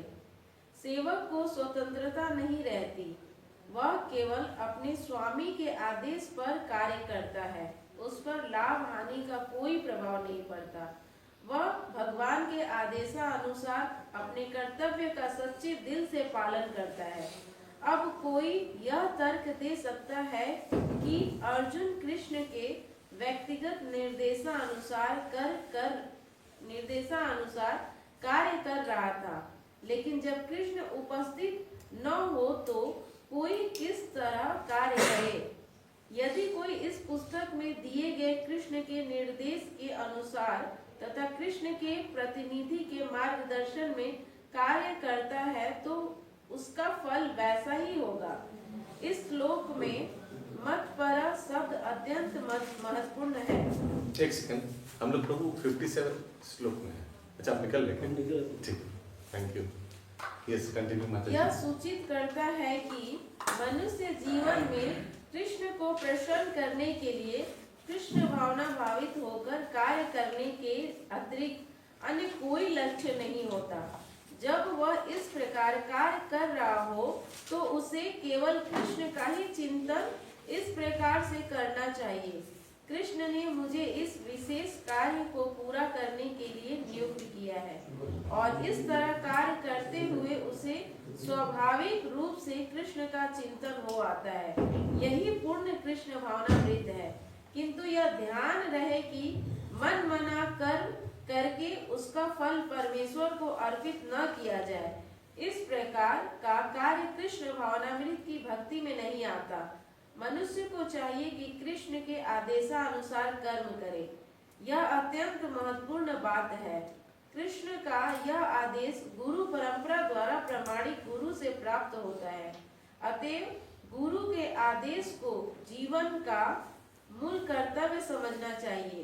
यदि किसी को प्रमाणिक गुरु प्राप्त हो जाता है और वह निर्देशानुसार कार्य करता है तो कृष्ण भावना में जीवन की सिद्धि सुनिश्चित है। तो हम लोग देखते हैं कि वैसे गुरु के आदेश आता है कि मायापुर में जाओ और एक बहुत बड़ा बिल्डिंग निर्माण करो, बहुत लंबा बिल्डिंग निर्माण करो। हम लोग 1 महीने में ही हम लोग वहां आ रहे हैं। श्रील प्रभुपाद ने परम पूज्य जयप्रकाश स्वामी गुरु महाराज को बुलाया ऐसे, तो जयप्रकाश स्वामी महाराज बोला, Prabhupada I am when you हम कभी कंस्ट्रक्शन में I don't have any knowledge नहीं, डोंट वरी गो ऐसे। श्रील प्रभुपाद के आदेश श्रीधार्य करके महाराज आ गए। ये समझ करके भगवान का निर्देश है, गुरु के माध्यम से। भगवान तो आकर डायरेक्ट बोलेंगे नहीं, टिंग भगवान आ गया ऐसे तो नहीं होगा। भगवान तो गुरुदेव के माध्यम से, अथॉरिटी के माध्यम से ही तो ये संदेश भेजेगा। और सचमुच 1 महीना में इतना लंबा बिल्डिंग बने। वो बिल्डिंग का नाम क्या है? Long building. बिल्डिंग का नाम ही हो गया लॉन्ग बिल्डिंग। वो चक्र भवन है ना, चक्र भवन। कहाँ से कहाँ तक देखा आपने? पूरा जो लंबा नए वाले मंदिर के सामने से पूरा दिखता है। तो ऐसे निर्माण कर लिया, क्योंकि श्रील प्रभुपाद सब विदेशी भक्त लोग को लेकर आएंगे और रहने का व्यवस्था करना थी। That was the first Mayapur building. अगला श्लोक 58, वेरी वेरी इंपॉर्टेंट। मच्चित्त सर्व दुर्गानि मत्प्रसादात् तरिष्यसि तथा चित्त्वम् अहंकारं न श्रोष्यसि विनक्ष्यसि। वेरी इंपॉर्टेंट, बहुत ध्यान से सुनिए अनुवाद। यदि तुम मुझसे भावना भावित होगे तो मेरी कृपा से तुम बद्ध जीवन के सारे अवरोधों को लांघ जाओगे। लेकिन यदि तुम मिथ्या अहंकार बस ऐसी चेतना में कर्म नहीं करोगे और मेरी बात नहीं सुनोगे तो तुम विनष्ट हो जाओगे। देखिए, डायरेक्ट एकदम अर्जुन को बोल दिया, जो भी ऑब्स्टेकल आएगा सब चला आएगा, बात नहीं सुनोगे तो विनष्ट हो जाओगे। समझ रहे आप? अभी और टाइम में इतना कुछ डायलॉग बोलने के बाद अभी डायरेक्ट अभी खुल्लम खुल्ला। यस, तात्पर्य पूर्ण कृष्ण भावना भावित व्यक्ति अपने अस्तित्व के लिए कर्तव्य करने के विषय में आवश्यकता से अधिक उद्विग्न नहीं रहता। जो मूर्ख है वह समस्त चिंताओं से मुक्त कैसे रहे, इस बात को नहीं समझ सकता। जो व्यक्ति कृष्ण भावनामृत में कर्म करता है, भगवान कृष्ण उसके घनिष्ठ मित्र बन जाते हैं।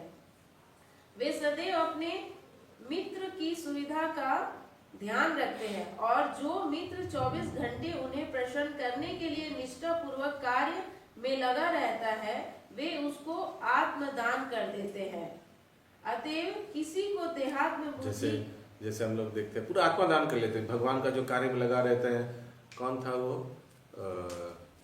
जो बेटी का शादी था, किनका? नरसिंह मेहता। हाँ, बेटी का शादी था, लेकिन एकदम कीर्तन भजन कीर्तन में हमेशा लिप्त रहते थे। तो कहाँ बेटी का शादी के लिए घर से जाओ, जाके धन लाओ, कहाँ से बेटी का विदाई होगा, कैसे?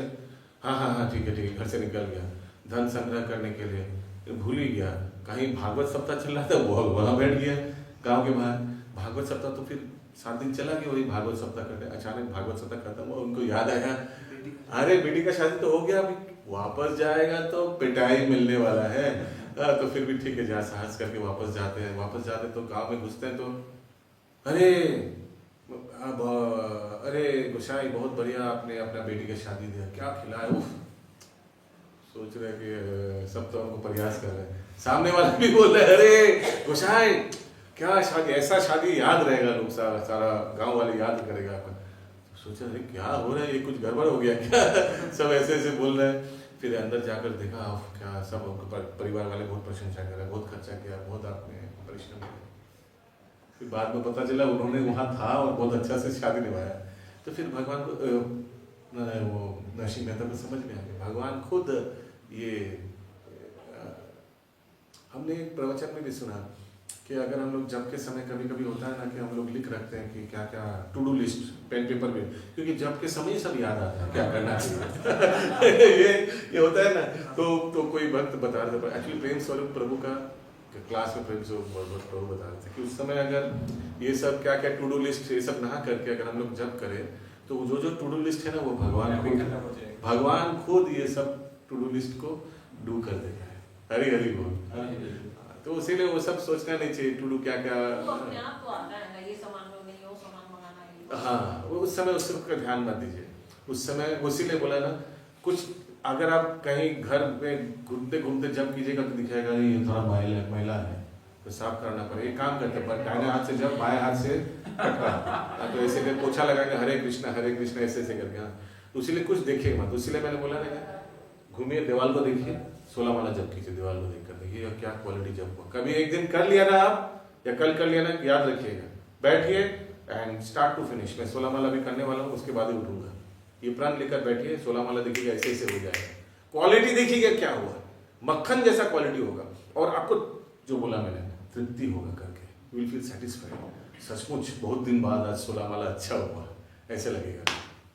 मॉर्निंग वॉक वगैरह में जब अच्छा है वो एक दिन में 2 शिकार, वेट भी घट जाएगा और कैलोरीज भी बर्न हो जाएगा, 2000 स्टेप्स न के 10,000 स्टेप्स भी हो जाएगा, 16 माला भी हो जाएगा। लोगों के देखेंगे ये देखेंगे कितना कुछ याद आएगा। एक सफेद दीवार देखने से क्या याद आ सकता है पहले हमको बताइए। एक सफेद दीवार देखने से क्या याद आ सकता है आपको? कुछ नहीं याद आएगा, कुछ नहीं याद आएगा। तो इसका मतलब मन मना भव मत भक्त तो हो ही गया, मन तो ठाकुर जी में लगा ही गया। जैसे ब्रह्मचारी प्रभु जी बता रहे थे कि मॉर्निंग वॉक समय जैसे हम जा रहे हैं दौड़ रहे हैं, कुछ लेडी भी आना जाना कर रही है मॉर्निंग वॉक में, तो उसको मन में मेरे दिमाग में आया अगर एब्सेंट भी तुमने आज तो आई नहीं, ऐसा मन में आ सकता है। क्या ये आप बोल रहे हैं? मैं नहीं बोल रही। अच्छा तब ठीक है। तो वही ठीक है, इसीलिए प्रभु जी बहुत लोग होते हैं कि मोबाइल में राधा कृष्ण का फोटो मतलब ओपन करके फिर जब कर देते हैं। इसका मतलब आप भगवान का नाम और भगवान का रूप में भेद कर रहे हैं। मैं फिर से बोल रहा हूँ, ध्यान से सुनिए। इसका मतलब क्या है कि आप भगवान का नाम और भगवान का रूप में भेद करते हैं। इसीलिए आपको एक रूप का दरकार पड़ा ना कि नाम से आपको काफी नहीं है, you need some other support.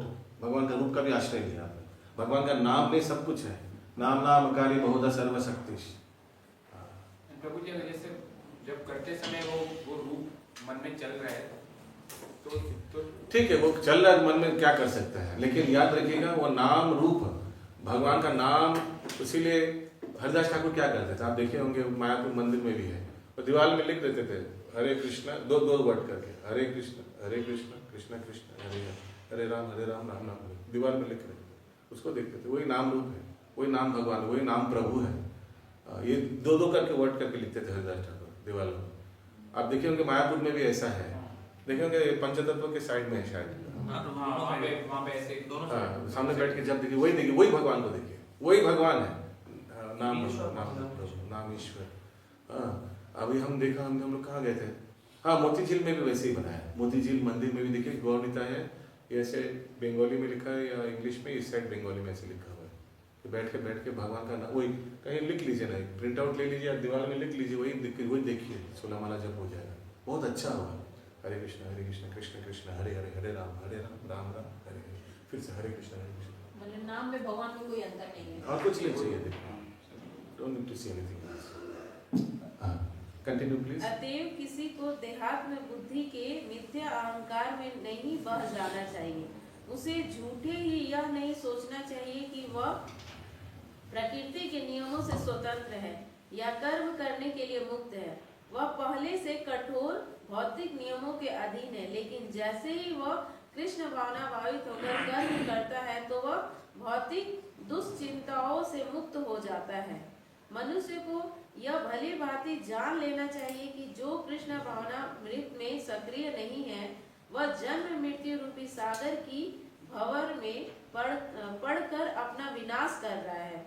कोई भी बद्ध जीव यह सही नहीं जानता कि क्या करना है और क्या नहीं करना है। प्रभुपाद जब न्यूयॉर्क में मॉर्निंग वॉक में जाते थे तो प्रभुपाद आंख से आंसू निकल रहे तो भक्त लोग पूछते, प्रभुपाद भाई यार ये क्राइम?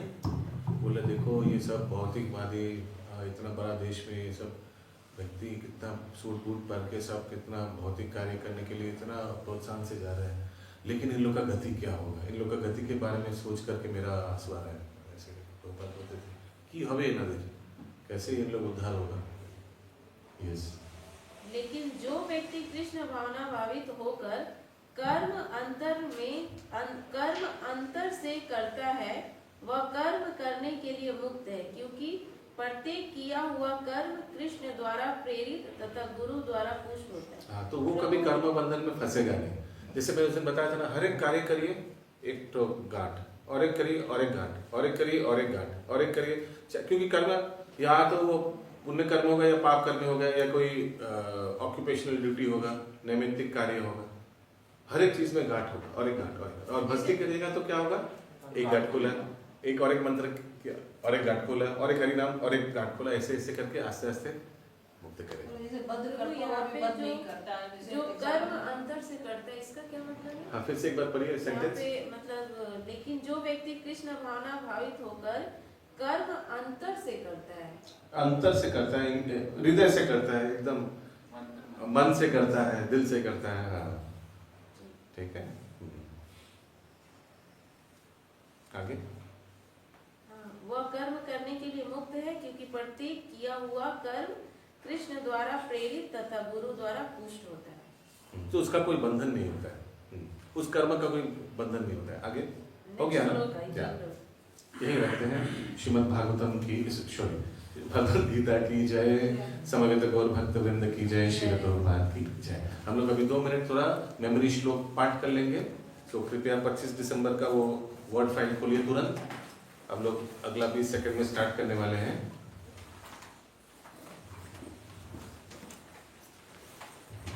प्लीज क्लास में घुसते ही पी लिख दीजिएगा अटेंडेंस के लिए। इतना सिंपल बना देंगे अटेंडेंस का तरीका। खुला सब आपने?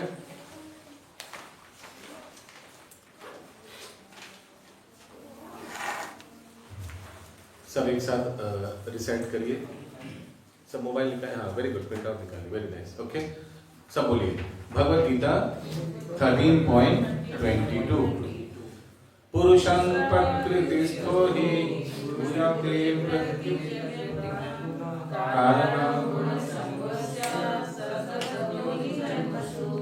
भगवद गीता 13.23 उपदेष्टानुमन्तश्च भक्तभोक्तमहेश्वर परमात्मेति चाप्युक्तिर्देहिरस्मिन्। भगवद गीता 14.26 वाचार्योपचारेण भक्ति योगेन सेवते सगुणासक्तिज्ञानं ब्रह्मभूयाय कल्पते। भगवद गीता 15.7 ममैवांश जीवभूता सनातना मनश्चानि इन्द्रियाणि प्रकृतिस्थं कर्षति।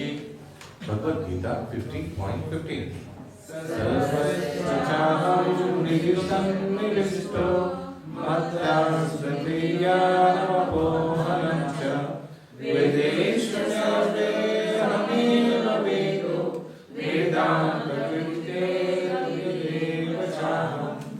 भगवद गीता 18.54 ब्रह्मभूत प्रसन्नात्मा न शोचति न कांक्षति समसर्वेषु भूतेषु मत्त्वं लभते पराम्।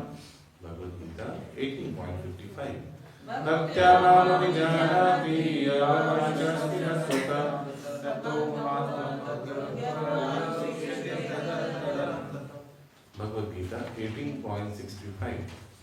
मन्मना मम भक्तो मद्याजी मां नमस्कुरु मामेव शसि सत्यन्ते प्रतिजानो प्रियोऽसि मे। भगवद गीता 18.66। सर्वधर्मान् परित्यज्य मामेकं शरणं व्रज अहं त्वं सर्वपापेभ्यो मोक्षयिष्यामि मा शुचः। हरे कृष्णा कृष्णा कृष्णा हरे हरे हरे राम